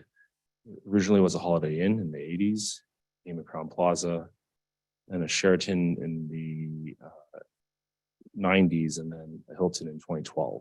And each step required a significant amount of investment.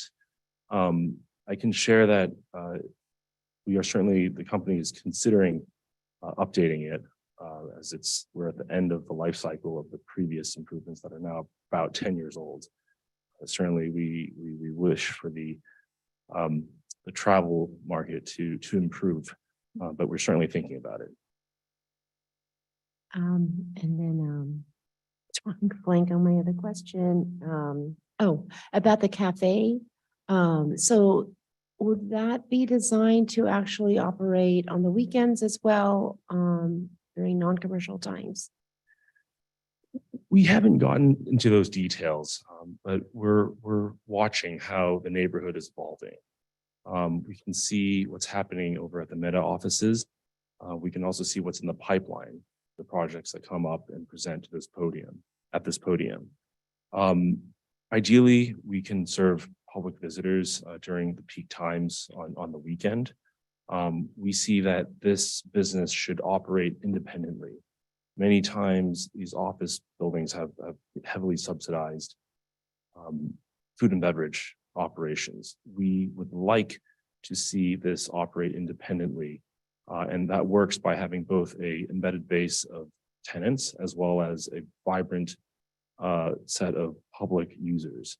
And hopefully we'd be able to work with a local operator on that business. Great. And then to go with that, the furniture that you showed in the renderings look like they possibly could be stationary and some that could be removed. So just your thoughts on how you would plan to design that out, whether it be fixed furniture or furniture that's intended to be brought indoors every evening. To be very frank, we haven't designed that space out fully. I think we would look to see what works. Certainly, there's a lot of wind in the area that actually impacts this. It's quite a unique scenario. We need furniture that's heavy enough so it doesn't get blown around. We also would like to see the space a bit configurable. So the real answer here is that it could be a mix of both. Okay, thank you.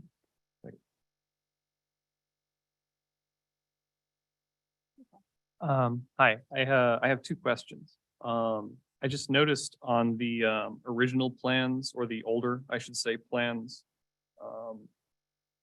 from last year, there's a different setup that you have for pedestrian access to Airport Boulevard. You've got a set of stairs and then a long ramp that kind of doubles back on itself, and that's been replaced in the more recent drawings with the sidewalk that just follows in the main vehicle ramp. I was just curious what the rationale for that change was. Yes, I think the purpose here is to allow pedestrians from Airport Boulevard to access the site, specifically through the public plaza. It was an ADA concern originally. We couldn't get the elevations to work, and so we needed a circuitous ramp. But the drawback to that is that it's a circuitous ramp. But we were able to work with our design team to make a few adjustments, very subtle, to depress a little bit the podium and get the ramps and the slopes to work so that it can be accessible to folks in a wheelchair. And by doing that, we're able to get a much more direct ramp from Airport Boulevard to the plaza, which ultimately creates a better public experience. Okay. And I wasn't able to find it on the drawings themselves. So what is the width of the pedestrian path that you have going up, like you said, that now can act as the ADA ramp? Let me check that. Sure.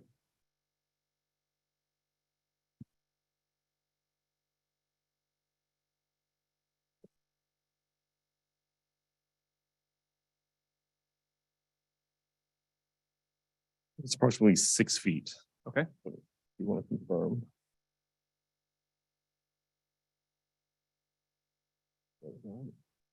Okay, Gary's confirming. Okay. And so what I'm seeing on these drawings, just to be clear on so the southwest and southeast corner of the drop-off circle, those have curbs against the sidewalk that's coming up there, right? But on the northeast and west side, there is no curb. There's just like columns separating the pedestrian and the vehicle space. Is that what I'm looking at? So do you have to step down into the drop-off circle if you're coming at it from the northeast and west? No, it's designed to be in plane. Obviously, there's going to be some demarcations for certain shuttles or kind of loading zones, no parking areas, but that's designed to be kind of integrating with the plaza as the vehicles go upwards. Okay, thank you. And one more thing, are you able to tell me roughly what your plan is for the schedule on the construction specifically of the Bay Trail that you're redoing? Is that separate, or do you know what that's like right now? In principle, it would go along with the improvements to the private site. We don't expect to build a private site without the public improvements. We also wouldn't build the public improvements without the private site. As for the master schedule, that's too early for us to comment at this time, but in principle, both at the same time. Okay.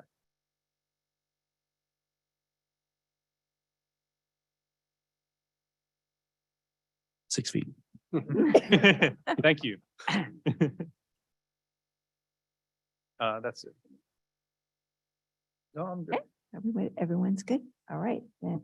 Thank you very much. I have to open the public comment section for anyone who would like to speak or contact us via Zoom or public comment email. Are there any?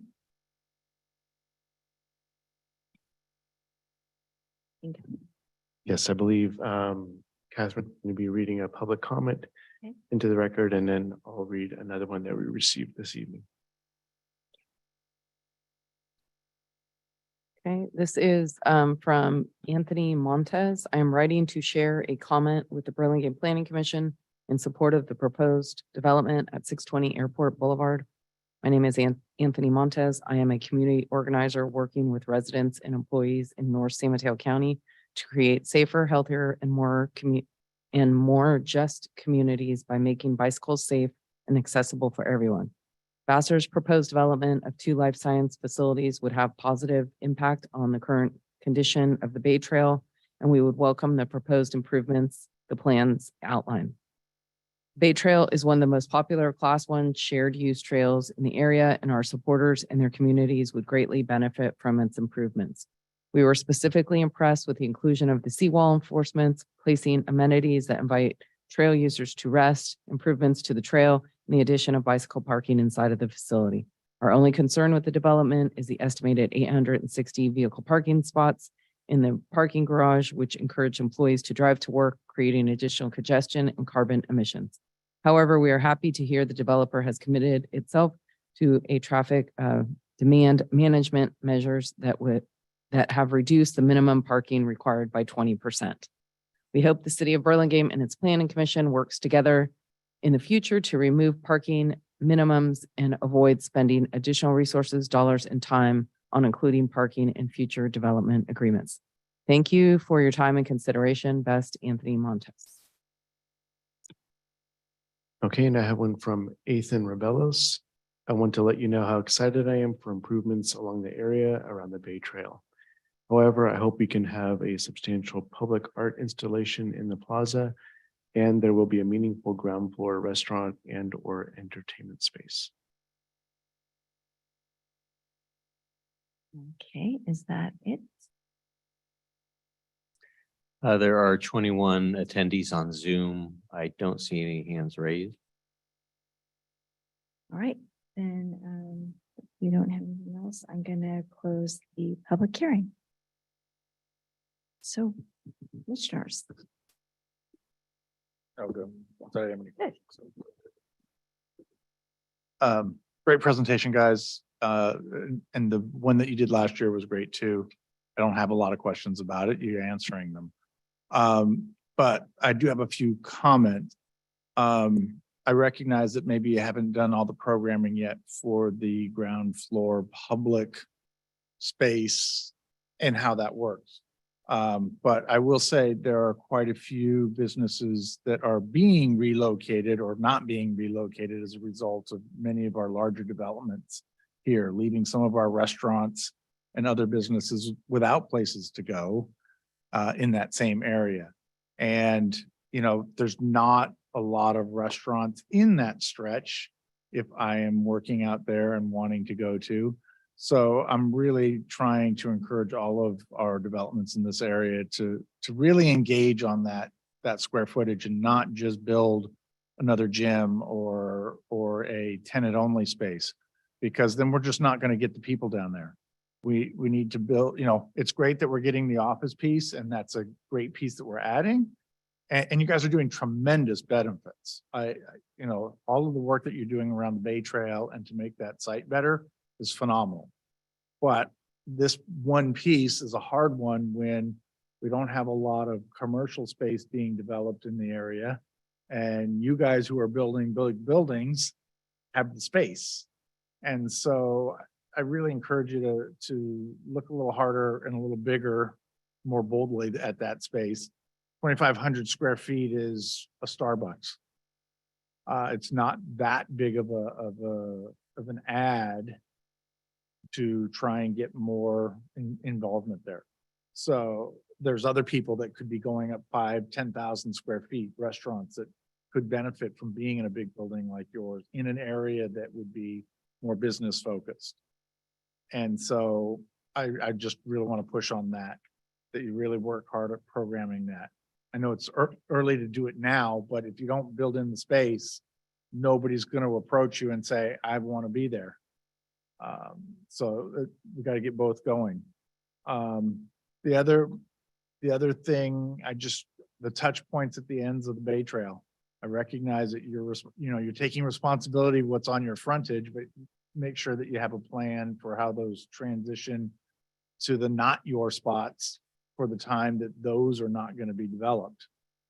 But otherwise, I'm encouraged by this one. I think it's a great looking project. And I think you've really paid attention to the challenges others have had before us lately and are adapting. Thanks. Other comments? Yeah, it's a great project. Really nice design. The only, I think, answer I didn't like was the 5 public parking space, 835 spaces. That seems anemic for people to enjoy all the amenities that you're putting in. I echo my fellow commissioner on restaurants. We've talked about that before. And then it just really does seem a shame. You're cutting quite a bit of soil as part of the construction, and you're gonna have to truck it somewhere instead of just building up that Bay Trail another 4 feet to get it to the 17 feet. So it just seems like a missed opportunity. Other than that, the project's great.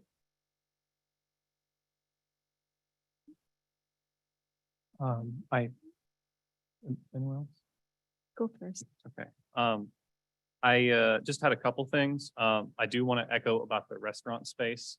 It's not a big personal issue for me, but once I've heard other people on the commission talk about it and I've thought about it, as much as like a landmark, a project like this is kind of setting itself up to be, it's just as much of a landmark place for other operations to run out of, not just offices, but restaurants too, right? The kind of views and ambiance that you are going to get when all the landscaping fully comes in. I think that there's going to be perhaps more demand than you might have anticipated for a space at this location if you give it a chance, because of how much the environment is going to improve through this project. I also wanted to just add, I recommend that you do what's reasonable or what's you're capable of doing to minimize the downtime to the Bay Trail itself. It might be shooting yourself in the foot if it's down for 18 months and no, everyone's forgotten that even is part of the Bay Shore and everyone's completely routed around it because nobody walks on Airport Boulevard. So there is currently pedestrian traffic. I would do what might make sense to minimize that disruption. I think that as well, I'd like to see a little bit more thought to how pedestrians from the shuttle access Building A. Because the reduced parking requirements are coming from the existence of the shuttle. I just like to say it's very, very close. There's just a few little tweaks that could be made to improve how people access that don't involve like stepping over a curb, for instance. That's not a huge breakpoint, but it's something. Yeah, overall, the project looks wonderful. I think that when the landscaping really comes in, I think you're going to forget where you're at entirely. I think it's going to be somewhere that people go to take wedding pictures. And again, I'm really looking forward to it. So, thank you. Oh, yes, I also want to say that I really appreciate the incredible detail you paid, incredible attention you paid to the detailed design of this property and this project. I can't wait to see it built. The renderings hopefully will look like reality. And I don't want to glom onto a topic about the restaurants, but when Jeremy and Karen and I walked the site, we noticed Lonely Kincaid's over there by itself. And it'd be really nice to have another type facility restaurant to kind of cement in place kind of that location for a couple or a few restaurant opportunities for the public as well as the tenants to utilize. I think you have a really great opportunity there. It's scenic, it's beautiful, the landscaping is well planned.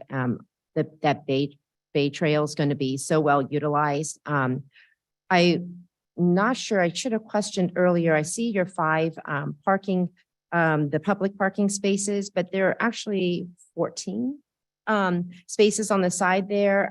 They look like certainly on the weekends that they would be publicly accessible as well.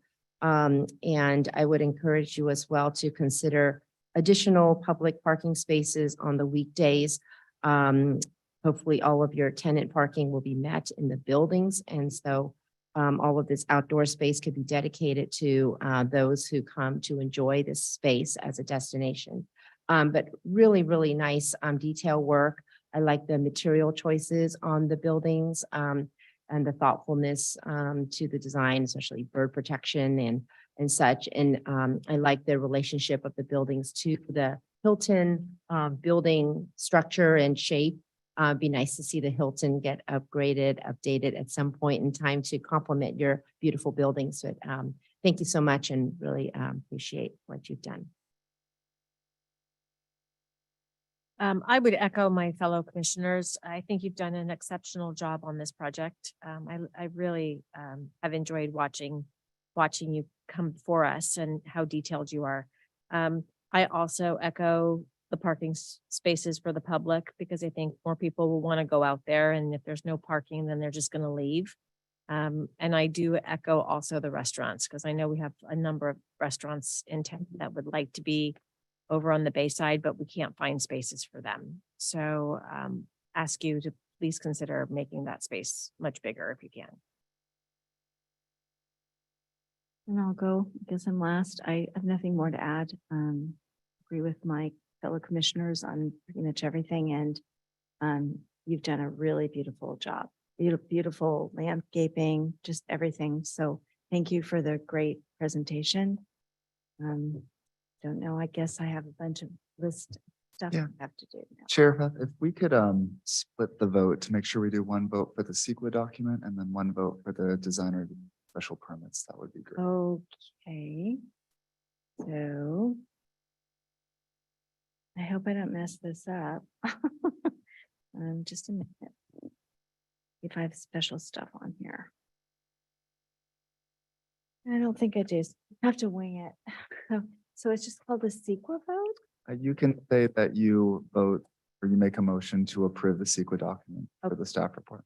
All right, I would like to make a motion to approve the CEQA document as per our staff report.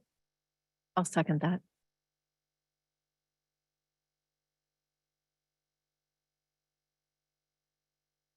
Commissioner Camerado, Aye. Commissioner Schmidt, Aye. Commissioner Shores. Aye. Commissioner Say, Aye. Acting Vice Chair Haran, Aye. and Chair Fa. Aye. So now you, the design review? This is just the normal one. Yes. Okay, just the normal, okay. I would like to make a motion to approve 620 Airport Boulevard with hopefully considering the comments that have come from us and Can we add with the modification to condition number 20 as read in 20B as read into record by staff? of course, as Catherine said, with the modification number 20 as prepared by staff I'll Along second the with motion. with the special permits as well. with the special permits as well. I'll second that motion. Commissioner Camerado, Aye. Commissioner Schmidt. Aye. Commissioner Shores, Aye. Commissioner Say, Aye. Acting Vice Chair Haran, Aye. and Chair Fa. Aye. Thank you very much. Do I do the appeal? This is appealable. Oh, here We'll- we go. You have to listen to this part. An action by the planning commission is appealable to the city council with 10 days of commission action. The planning commission's action has not been appealed or called up for review by city council by 5 PM on the 10th day. The action becomes final. In order to be effective, appeals must be in writing and must be accompanied by an appeal fee of $745, which includes noticing costs. Congratulations. All right. Now we're going to go to our agenda item 9.9. Or I'm sorry. Study items, yes. 10A, 1548 Cypress, and we're losing a few people here. 1, 2, who are recused from this topic. If you are the applicant and are attending the meeting via Zoom, please raise your hand so that we may be prepared for you to speak at the appropriate time. If possible, we ask for you to also turn on your video at that time. Were any commissioners not able to visit the project site, or do any commissioners wish to know any expert communications regarding this project? And so we have 2 commissioners recusing, Commissioner Camerado and Commissioner Shores. Let the record note that all commissioners have visited the site. And can we hear the staff report, please? All right, this application is for design review for a second-story addition to an existing single-unit dwelling at 1548 Cypress Avenue, zoned R1. The subject property is an interior lot and contains an existing one-story single-unit dwelling and detached garage totaling 1,856 square feet. The applicant is proposing to remodel the existing front covered porch and first floor with the new 1,084 square foot second story over the center of the house. The project would have a total floor area of 2,940 square feet, where 2,941 is the maximum allowed, includes 166 square foot covered porch exemption. The existing house contains 2 bedrooms. With this application, the number of bedrooms would increase to 4. 2 parking spaces, 1 of which must be covered, are required for a 4-bedroom house. The existing detached garage would be retained and provides the required covered parking space. 1 uncovered parking space is provided in the driveway. All other zoning requirements have been met.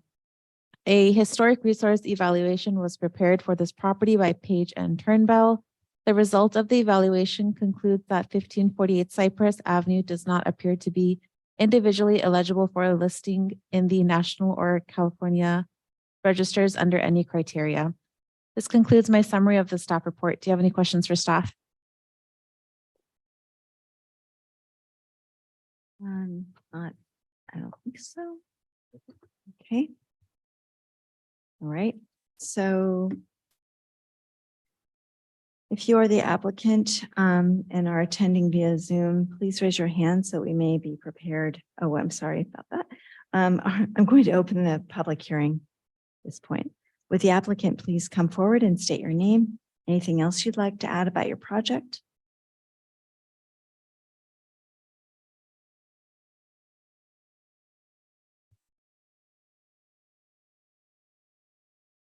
Mark Buccarelli, architect. Thank you for hearing our project tonight. I hope the plans are clear and speak for themselves, but I'm happy to answer any questions. The only bullet points I wanted to make are as follows. Since the lot coverage is already maximized, the only way to approach a higher and better use is to do a second story. All the second story walls are pulled in from the first floor with the exception of the front. But by doing a new hip roof at the entry porch, it helps bury the second story mass. And we are proposing 8-foot plate height at the second floor. And lastly, the addition follows the existing front symmetry. So that's all. Thank you.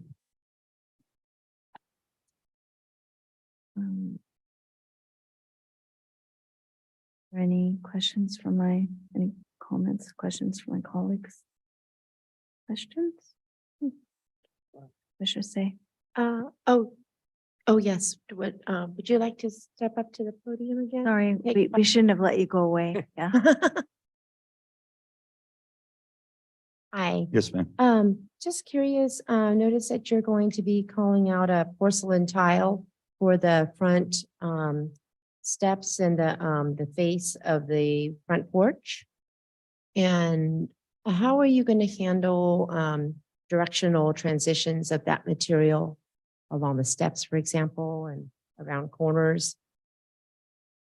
You mean in terms of detailing? Or? Just how you're going to handle transition from a tread. Yeah, I think, rise. sure. Yeah, our intent is to use, the biggest pieces we can so that there's not so much jointing. And, we just felt, the condition that it is now, it's a good place to, throw some money at it and, just have a better curb appeal, really. It's a porcelain tile, is what you're saying? Yeah, or it could be, a natural stone or. Okay. Yeah. Yeah, it says 12 by 12 porcelain tile, so it doesn't look like a large member if that was your intention. Yeah, I think we could do better than.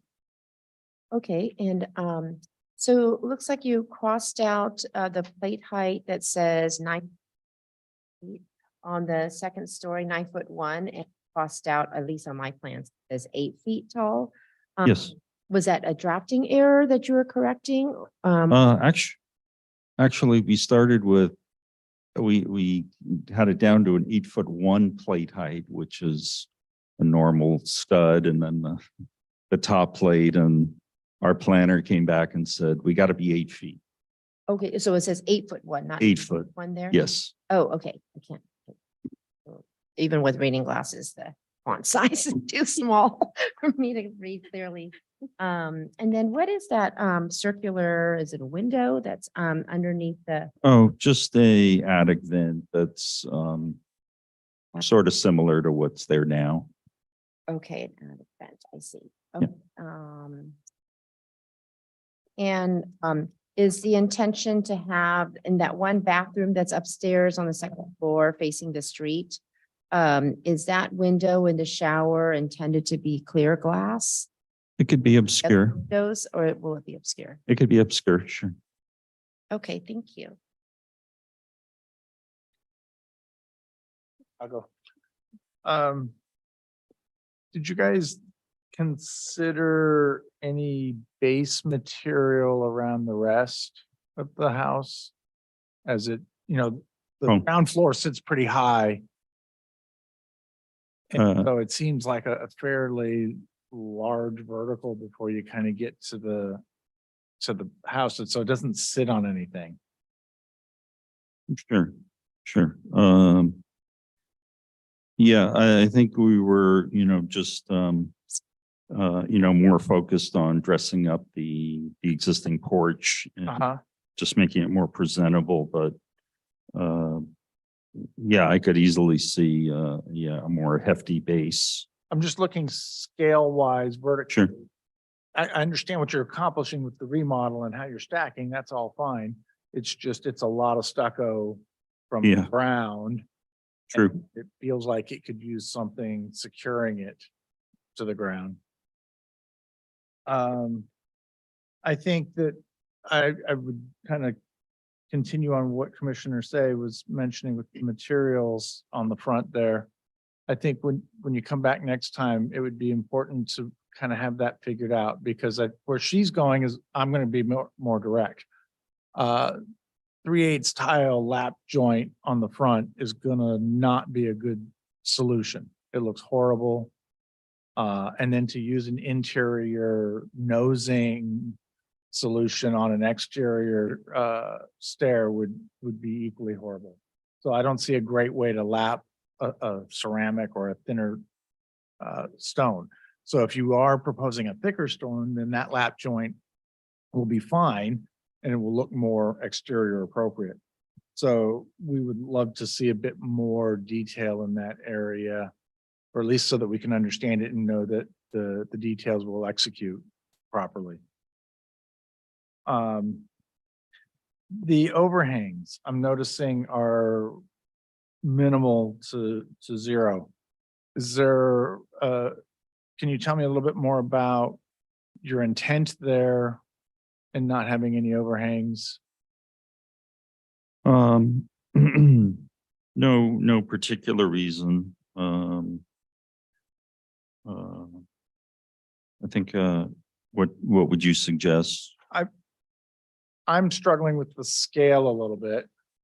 And I think that the overhangs would help kind of give it a bit more of a top and a base material would give it a bottom.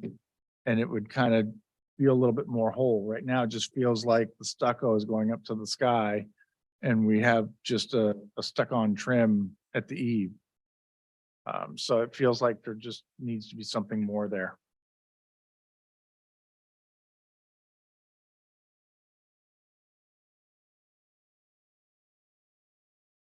Commissioner Herron, do you have anything or would you like to talk? No? Okay, I just have it's not a question, so I'll wait. okay. Well, I have couple, well, first I'll start with the easy ones. So you have a landscape page. No, I can't find it, but it's showing 2 new trees out in the front. But it doesn't say what they are. There's no call out. I mean, I couldn't find one of what they are in the front. So would just be curious about that. Don't have to decide it now. I just was curious. Okay, the I grouping of 6 on each side, those? sorry. Well, no, wait a minute. Let me find the right page. It was. Well, okay, so I see that okay, you have the page. Well, I don't even know what page actually it is. I guess it's L 1.2 and you're showing taking out a maple and you're leaving a fir there, which is a, tree. And then Yes. you've got, though on another page, you're showing two new, I think they're new trees. I don't know. But it doesn't say what they are. It's on the front setback. Wait a minute. Sorry, having trouble. Finding the page.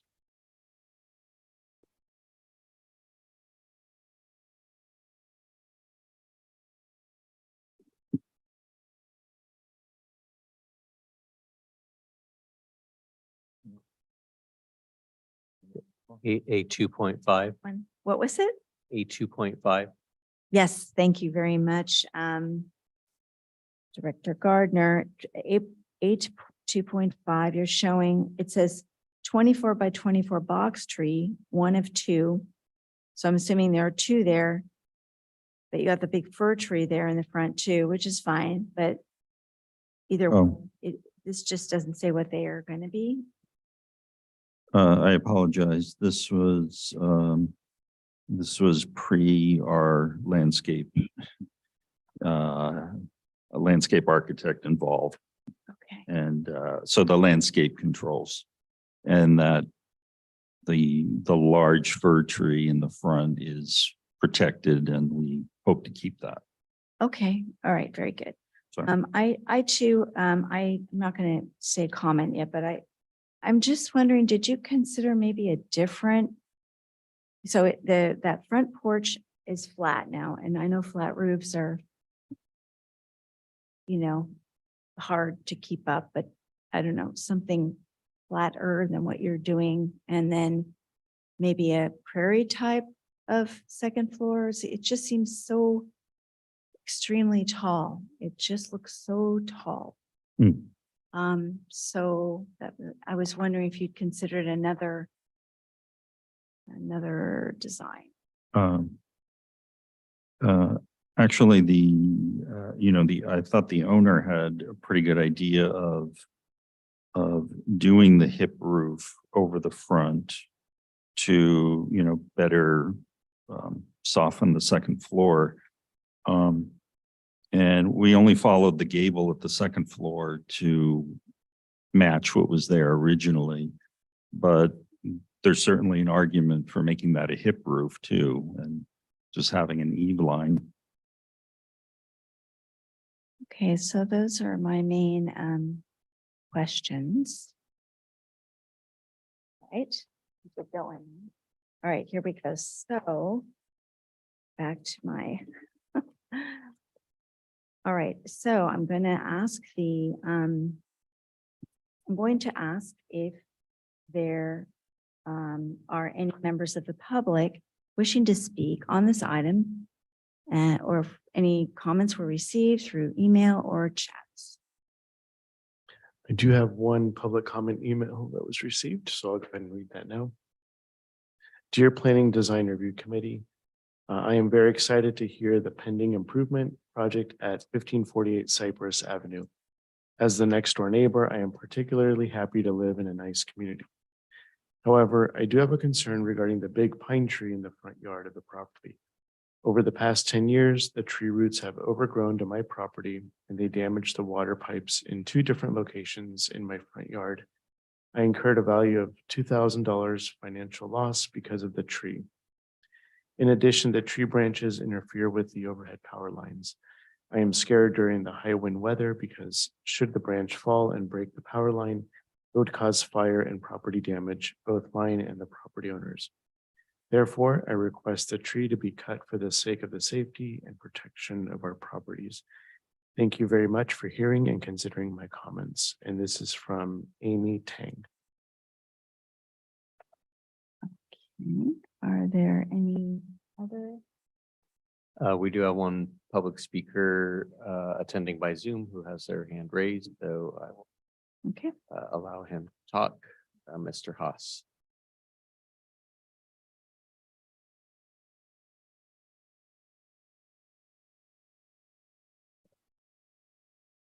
And whenever you're ready, Mr. Haas, you may speak.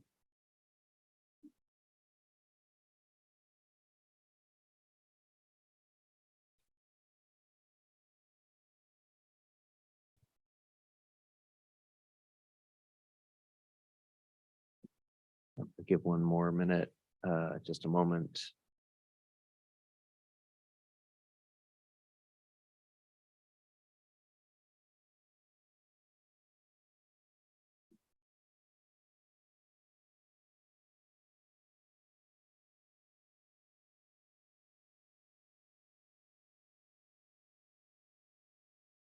I'm gonna try to bring him in as a panelist, just as another way to make this work.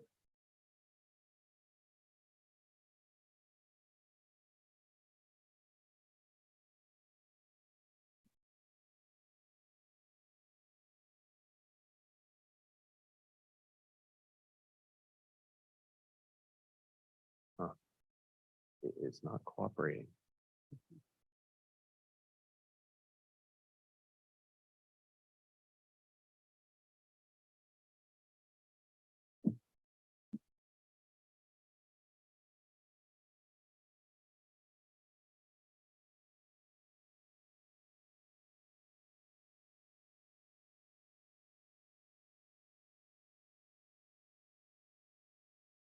Let's see, we have another. I'm gonna try this, another one has just shown up. So Kevin, you may speak. Yes. Yeah, thank you. And it was well share the thoughts. They're really excited that this property is being worked on and looking forward to the improvements to the lot. I did have a couple of just questions or clarifications. I was looking through the plans and it seems to indicate that they're going to be retaining the existing garage. And I was just asking a question for clarification, knowing living close to the property that it's a pretty structurally compromised garage and has a roof that's caving in, and just making sure that that's inclusive within the scope of the project. And I have a couple of other questions as well. The other question was concerning the trees in the tree plan. I think it notes many trees being removed, some for being of old age or some for being fire hazards. And I was just wondering what the plans were for landscaping such to be able to replace those or be able to preserve some of the privacy for adjoining neighbors, and what plans are being made to be able to address that.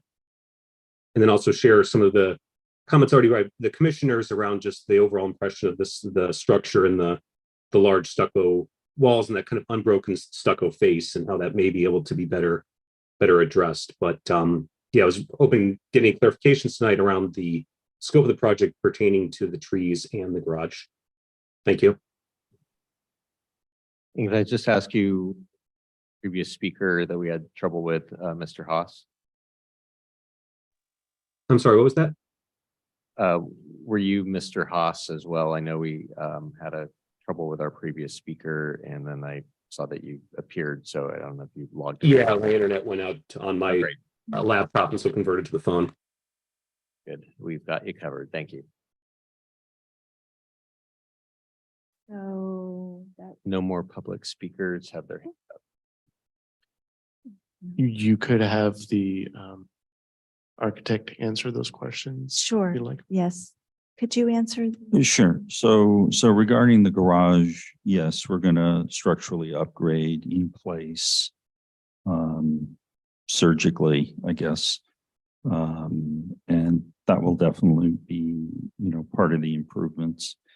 And as far as the landscape goes, we are removing a couple of trees along the side property line.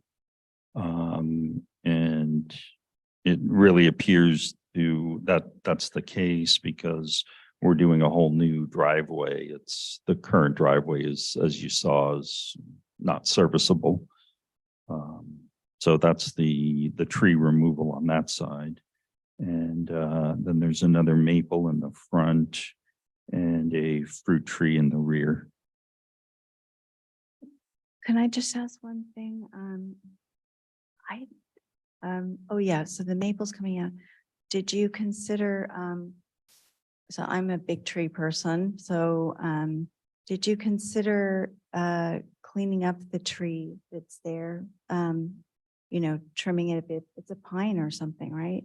Cypress or pine? Can you? The large one in the Yeah. front. Mhm. Yeah, it's the arborist has it as a fir tree. So Over, okay. yeah. But it might need cleaning, it might keep your neighbor happy that way and help with the privacy. sure. Yeah, I think we can do that. So, so then I guess if there's nothing else. Oh, yeah, Sorry. I didn't- If you can come up to the podium, thank you. Good evening, everybody. This is my first public hearing meeting. I didn't expect to be this long, but it's really nice to hear all the comments and learn so much from you all. So I'm the next door neighbor, and I myself actually doing an ADU, and I do understand, you know, cutting a tree probably will be a lot of cost and hassle, and we're supposed to preserve the tree. But the tree is really causing the damage on my property. And also on the picture you just saw, it's not a complete representation of the tree because the tree, the branch is hanging really low. I mean, if, you know, they're doing a second story and I'm also doing a second story in the front, it will really interfere the building as well. More so, I'm worried about the foundation compromised by the tree roots. So I really hope that, you know, they can address the issue. I think there's a process through our beautification commission, and you can go, if you really want a neighbor to do that, you can go through the process. But we do try to preserve trees, and, you know, might be good to first try the trimming and things first, so. Yeah, I hear you. I totally understand that. Is there a, like, if the tree constitutes the private nuisance, would that be removed?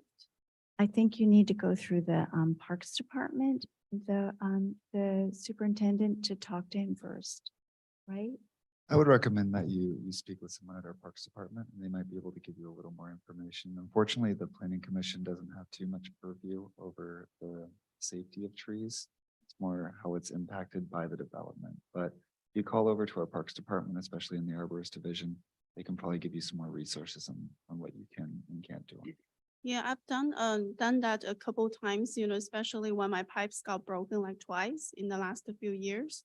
But it seems like there was no really any solution to that. It sounds like, you know, I have to live with that tree, you know, overhanging of my property. And it's really, I mean, very costly to cut the tree, to trim it. So as you suggested, Commissioner, if they can at least, you know, clean up all the lower hanging branches, that probably will be something, you know, reasonable.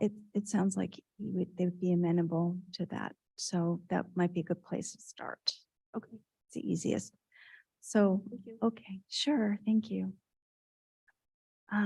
So now I'm going to close the public hearing unless something else. And I'm going to ask my colleagues for comments of how to go forward on this one. You or me? I'll say some nice things first. I wanted to go back to the comment about the porcelain tile on the front stoop. And I bring it up because we have seen in past projects the application of porcelain tile and then the use of Schluters as a finishing edge, and which is an interior application and not suitable for an exterior application. I have used porcelain tile outside, and with a good tile setter, you can get a mitered edge and actually create a thick nosing that actually looks very nice.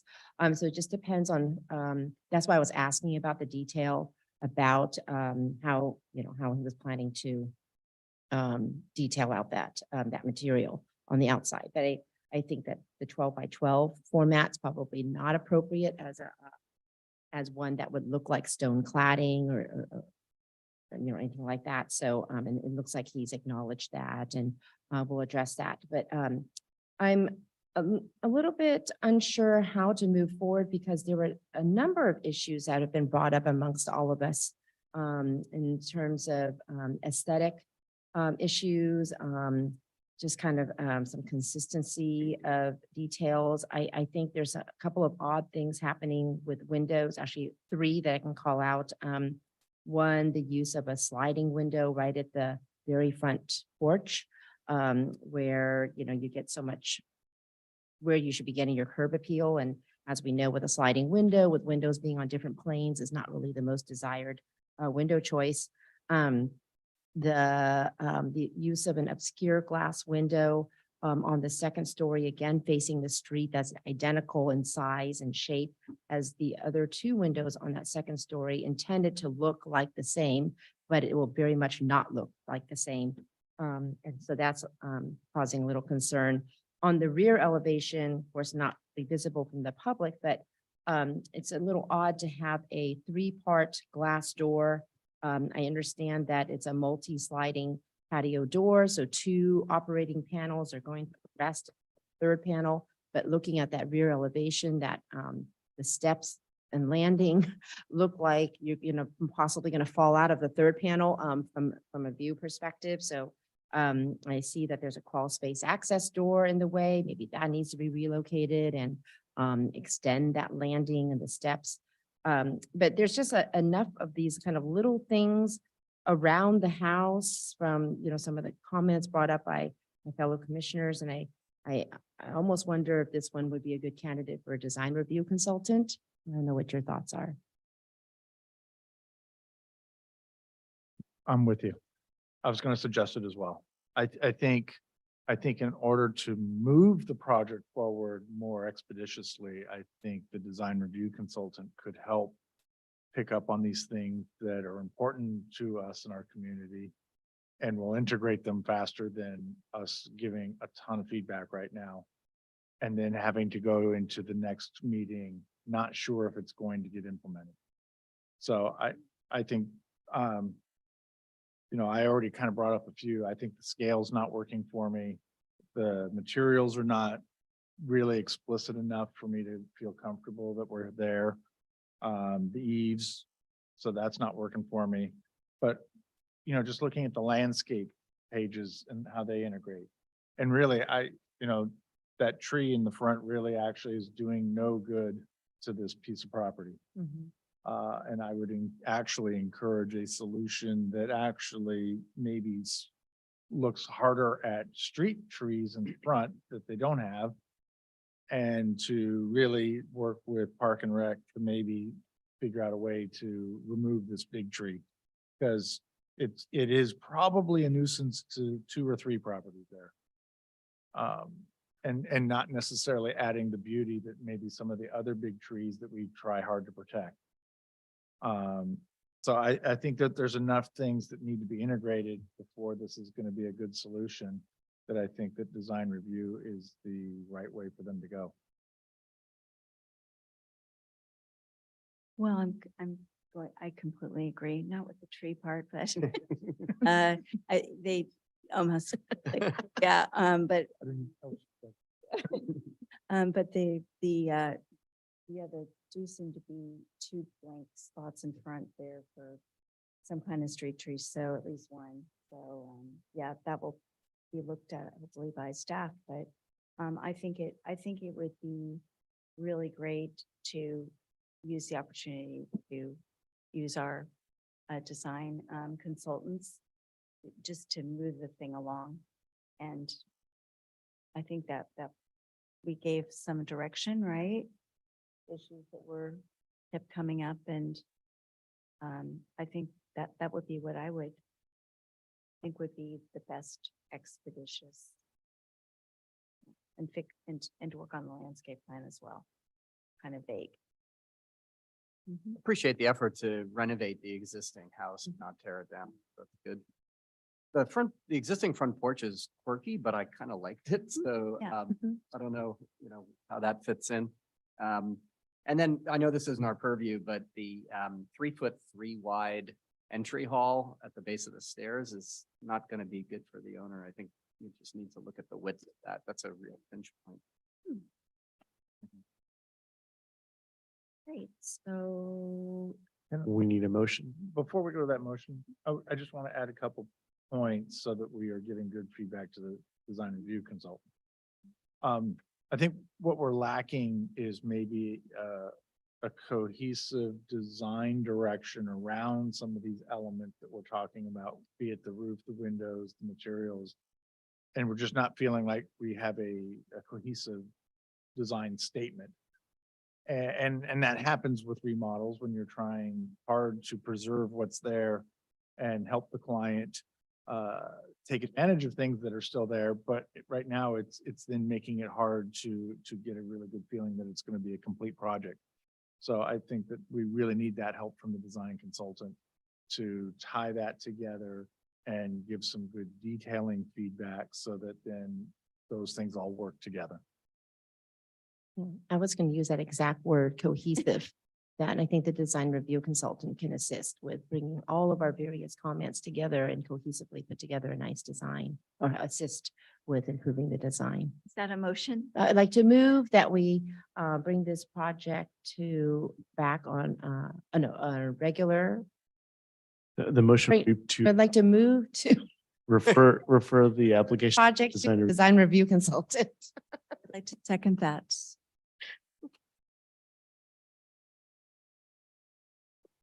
Roll call. Yes. Commissioner Schmidt, Aye. Commissioner Snee, Aye. Acting Vice Chair Huron, Aye. and Chair Foff. Aye. All right, thank you very much. And do I do the, appeal? Oh, No. No? No appeal. No. Okay, thank you. All right, and our last item, thank you for being patient, is item 10B, 1116 Bernal. Oh, it's not close. Whoops, it's not. Bernal Avenue. If you are the applicant or are attending the meeting via Zoom, please raise your hand so we may be prepared for you to speak at the appropriate time. Possible, we ask for you to turn on your video at that time. Were any commissioners not able to visit the project site, or do any commissioners wish to note any ex parte communication regarding this project? Just for the record, Commissioner Camerado and Commissioner Shores have returned. And for the record, is that Bernal? Okay. Bernal? They are accused. Both, no, one of them only. We're back. Oh, they're back. Oh, We're back. sorry. I acoustically didn't hear. They are back. So now we are six of us are here. All right, so, and did you visit the project site? Good, okay. I Can we hear the staff report, please? This application is for design review for a new two-story single-unit dwelling and attached garage at 1116 Bernal Avenue, zoned R1. The subject property is an interior lot that contains an existing single-unit dwelling and an attached garage. The applicant is proposing to demolish the existing dwelling and attached garage and build a new two-story single-unit dwelling and attached two-car garage. The proposed floor area is 3,982 square feet, where 3,982 square feet is the maximum allowed. The new single-unit dwelling would contain 6 bedrooms, 2 covered parking spaces, and 1 uncovered parking space are required to be provided on site. 2 covered parking spaces are provided in the attached 2-car garage, and 1 uncovered parking space is provided in the driveway. All other zoning code requirements have been met. This concludes my summary of the staff report. Do you have any questions for staff? Yes. Okay. For the attached garage, does that require a special permit approval? Being that it's attached? I believe in this case that the code, the zoning code changed where a special permit is not required if the previous house had an attached garage. Got it. Okay, that's fine. I just wanted to make sure we didn't do any paperwork. A little bit different. Yeah, Fine. yeah. Good question. Okay, any other question? No? Okay, very good. All right. You're on. I'm gonna open the public hearing with the applicant. Please forward and state your name and anything else you'd like to add about your project. Good evening, commissioners. It's good to be back. Jesse Gersa, Gersa Conceptual Designs Incorporated, designer on the project. I'd like to thank you for the opportunity to present this project to you. My clients are here via Zoom, so they're watching it, and if they're welcome to chime in if they have any questions or you have questions for them. But anyways, we are really happy to present this project for my clients who are a growing family in Burlingame. And we've worked really hard on trying to achieve all the goals for the family and for their needs and what have you. And we're here to answer any questions you may have regarding our design.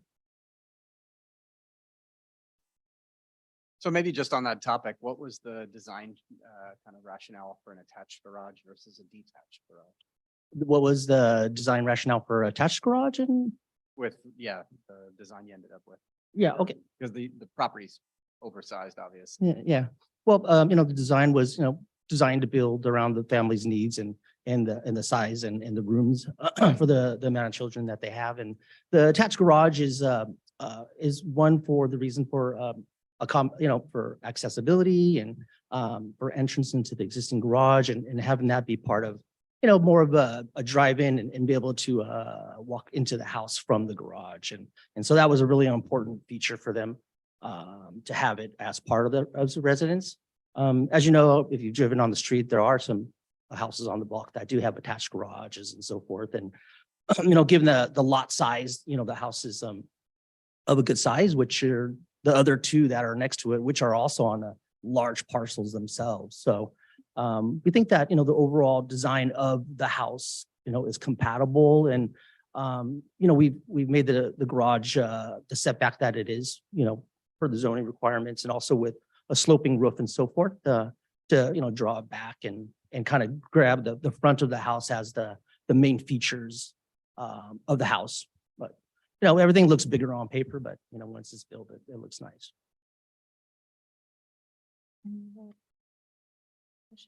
So I have a question about your wainscot there. Yeah, the way it stopped. So is there landscaping or something coming to fill that void, or they just stopped when it wraps around the corner? Your wainscot, your stack stone, whatever it is.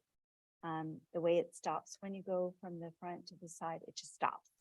Was there a thought about, are you putting landscaping against the wall or? Oh, 100%. Yeah. I mean, we could, I think in our landscaping plan. Bring that stuff on. Oh, yeah, right. You know what I mean? When you go around the corner, it kind of stops. So I was wondering, why did it stop? The wainscot, the lower, what is it called? Is it a wainscot? Yeah. The stone cladding. The stone veneer. Yeah, exactly. It just kind of stops. So why didn't it go around the corner? Oh, Yeah. for which,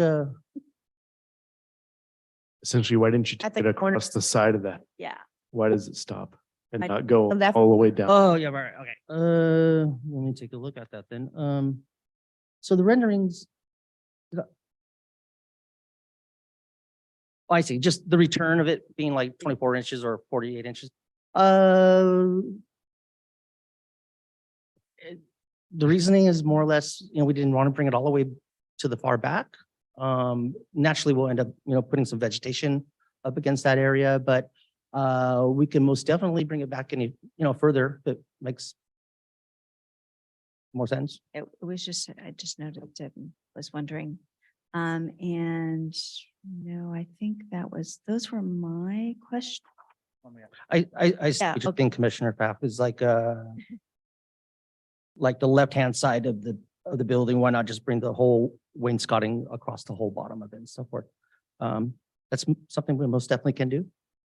But then let me ask it a different way. What is the fence that you have at that point? Is it going to be something that's more opaque and can't actually see that transition? Oh, yeah, for sure. That fence is a wood fence. Right. Yeah. It's not like it's going to be exposed. Okay. Yeah, and I mean, generally, we always return the stone maybe 24 to 48 inches for the reason is, it's more of a decorative purpose for the front facade. And then we'll have the fence that's like in the front that is built as a gate and everything else like that. So you don't end up. I understand. Okay, very good.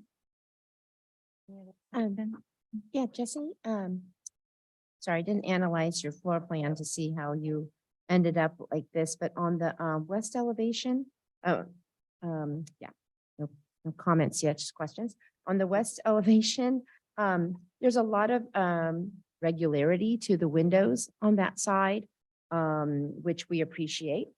In times, and in this case, it almost looks Repetitive? multifamily dwelling like or commercial like, and just wondering if you had, did that on purpose? Or were there other means to create some variety in some of the window patterning? Well, my past experience with my projects, it was always one of those things that came up. It's like, why aren't those windows lining up? And well, we can make them line up, so I mean, organization is kind of what I like to do. So, kind of keeping things organized in those manners is kind of my architectural style in some ways. Also, we have beds up there, I believe. So there's some, wall spaces that we needed for in between, at least for the upper level. Yeah, on the upper level, we have a bed, it's a bed wall.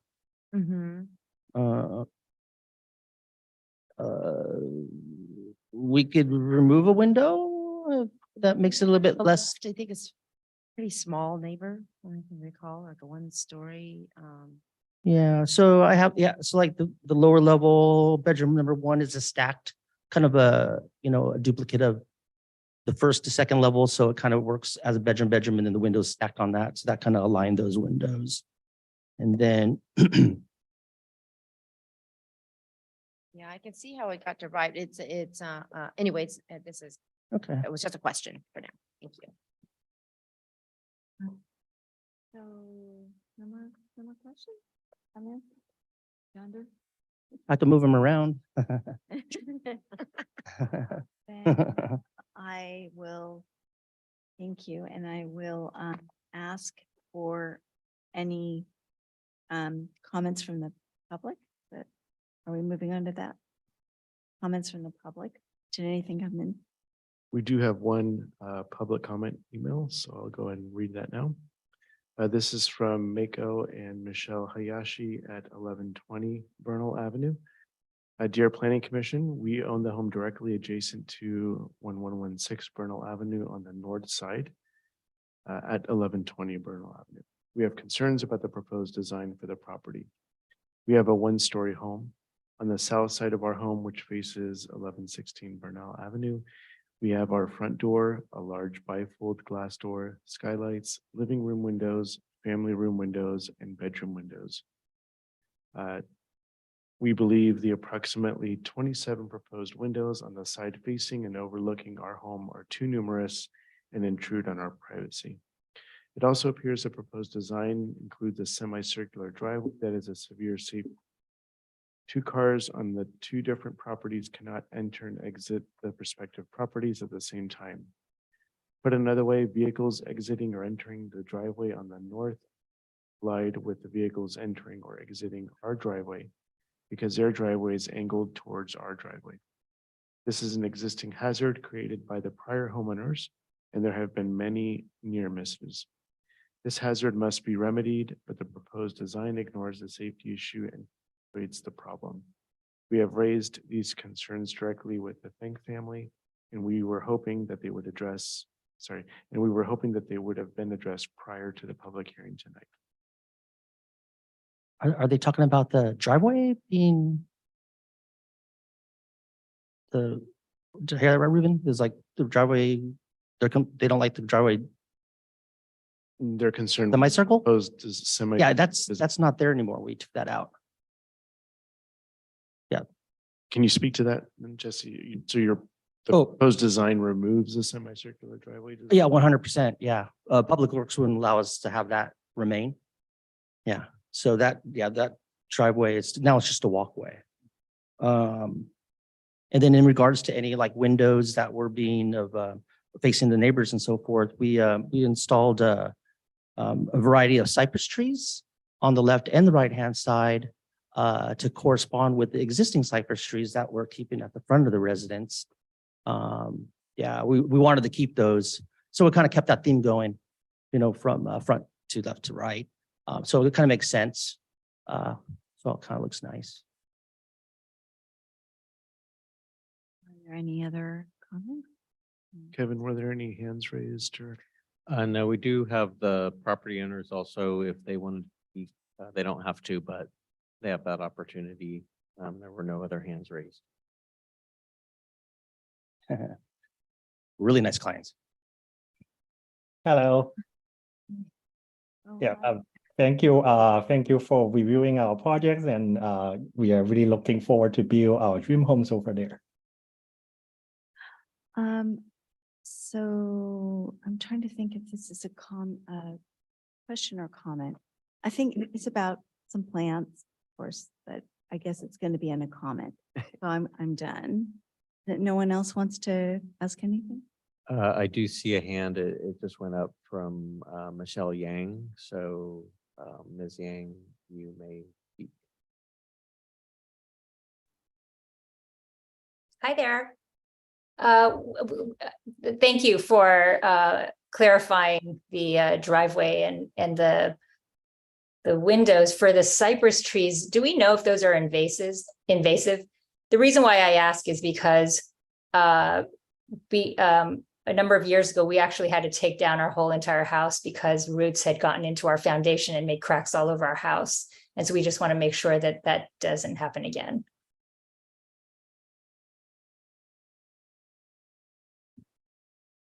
Comment we have. Yeah, we would, I mean, as far as we have on the sides of the property where we have the planters, where the cypress trees are being planted, we have a pretty wide planting strip there.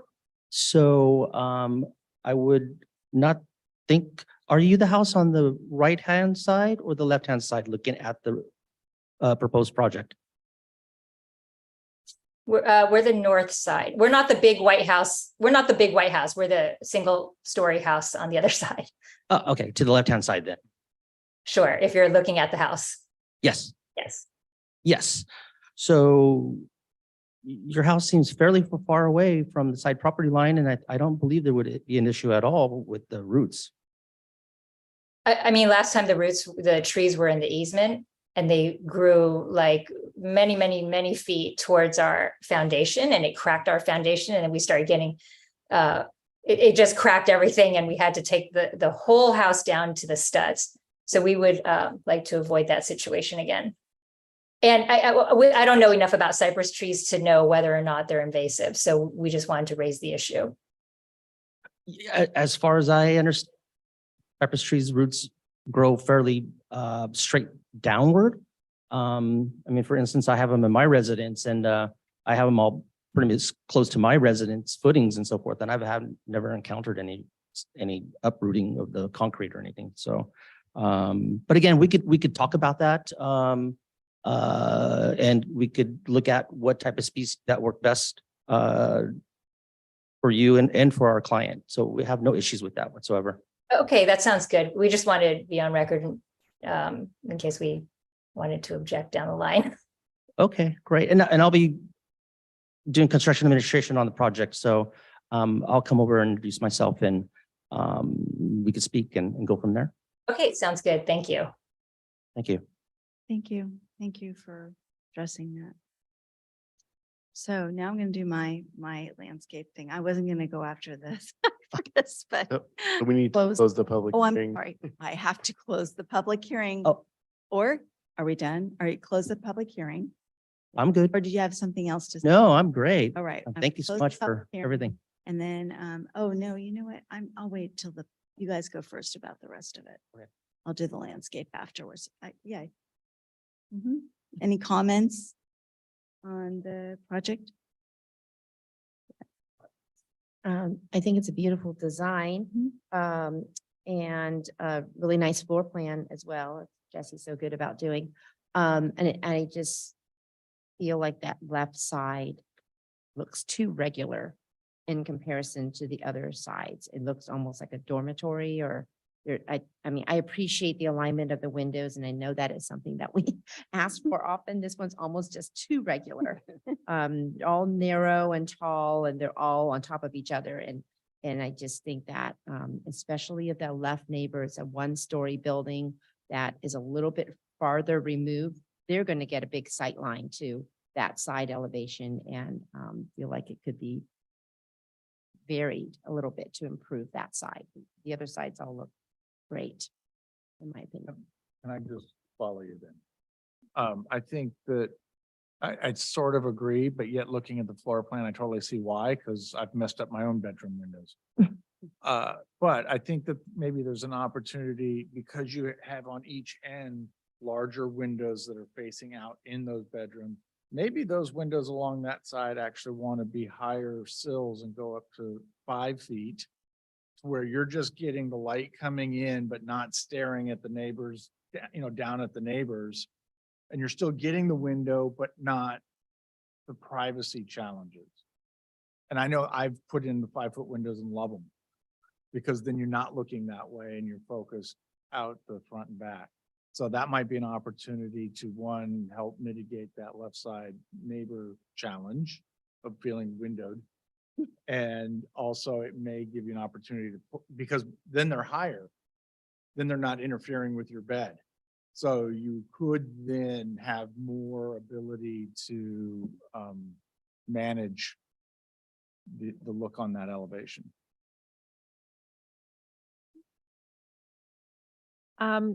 So at first I was concerned about having the attached garage. But there are several examples of newer construction in that area, not particularly on this street, but if you look at 1116 Drake, Brett Botterini built that house and he did an attached garage. And it has a similar feel. There's a couple houses also on Cortez. I think they're on Cortez on the 1200 block of Cortez, right off of Easton.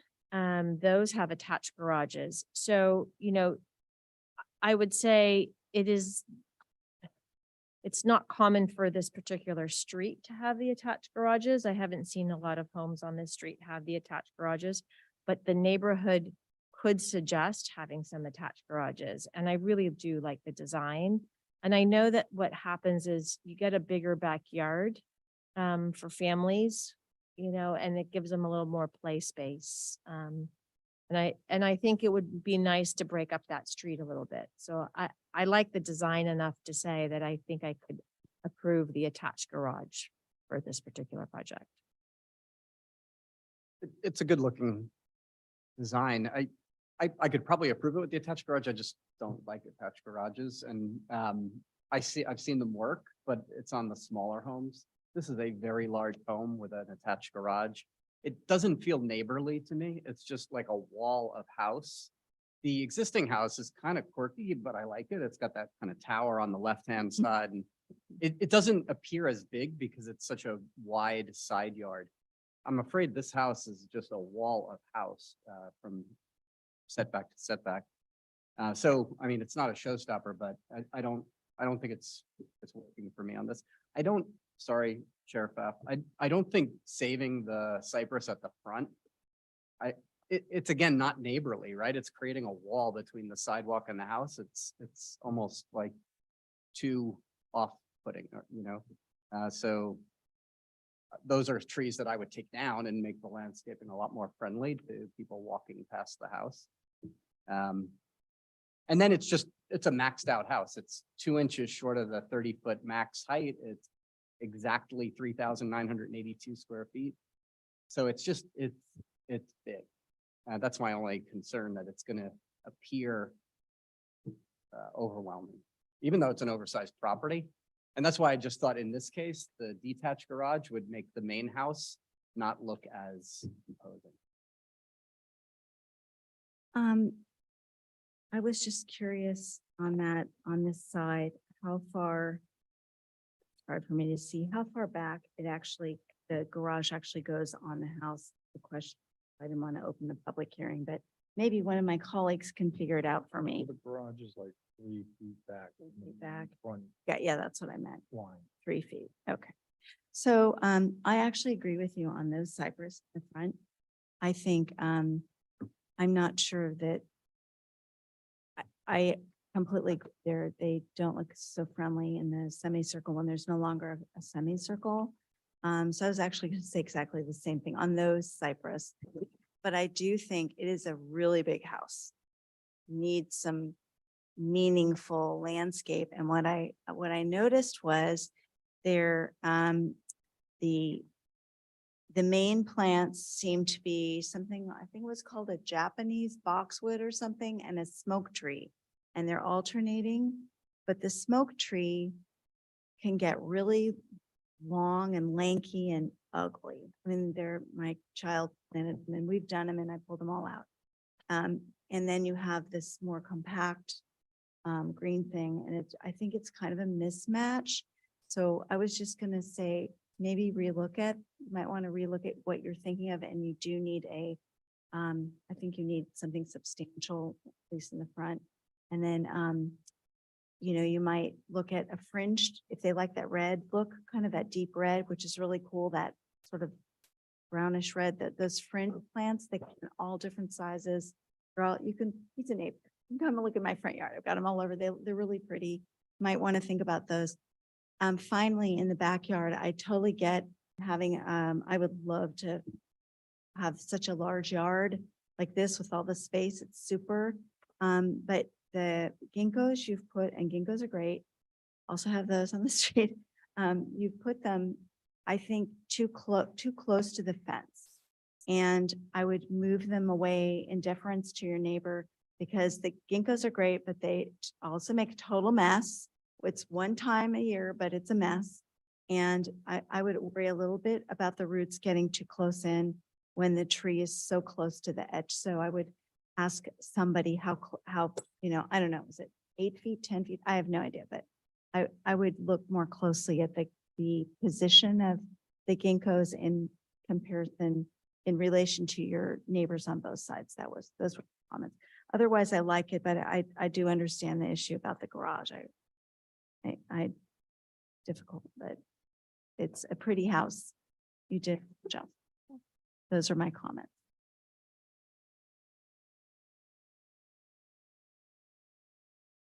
So anyone else? Or is there a motion? Well, I like the project a lot. Mhm. But in listening to some of my fellow commissioners, I think the house holds together well, but it is a big house. And I think that what Chair Pfaff is bringing up is, I think there's maybe some opportunity in the landscape. And maybe you need to look at some of those front planting areas and, maybe taking out the cypress, but then layering in something that's a little larger, a few feet from the front of the house, that allows you to then use the landscape to give her a layering effect, as opposed to, we're getting the big elevation here because there's no landscape layering. Once you get the landscape layering in, that elevation will start to come down. And the two houses on the right side, they're big homes. I mean, they just finished, and they're big, they're waiting for their landscape to mature too. So I don't think that it can't handle that size. It's just, I think there's some things that you want to help your client put in that will help mitigate that. But I find the project very good and support it, and happy to make a motion. Okay. So I'd like to make a motion that we push the project to the action item calendar. I'll second that motion. Action item meaning, and you're gonna have the landscape and such in place by then. Is that right? That's regular action? Mhm. Got it. Did you say that? Did. Thank you. All right. And roll call. Commissioner Camerado, Aye. Commissioner Schmidt, Aye. Commissioner Shores, Aye. Commissioner Say, Aye. Acting Vice Chair Haran, Aye. Chair Pfaff. Aye. Right, thank you. Congratulations, or not, congratulations, not yet. Congratulations again. Coming. Yeah, I have to come back. All right, thanks again. And now I'm moving on to.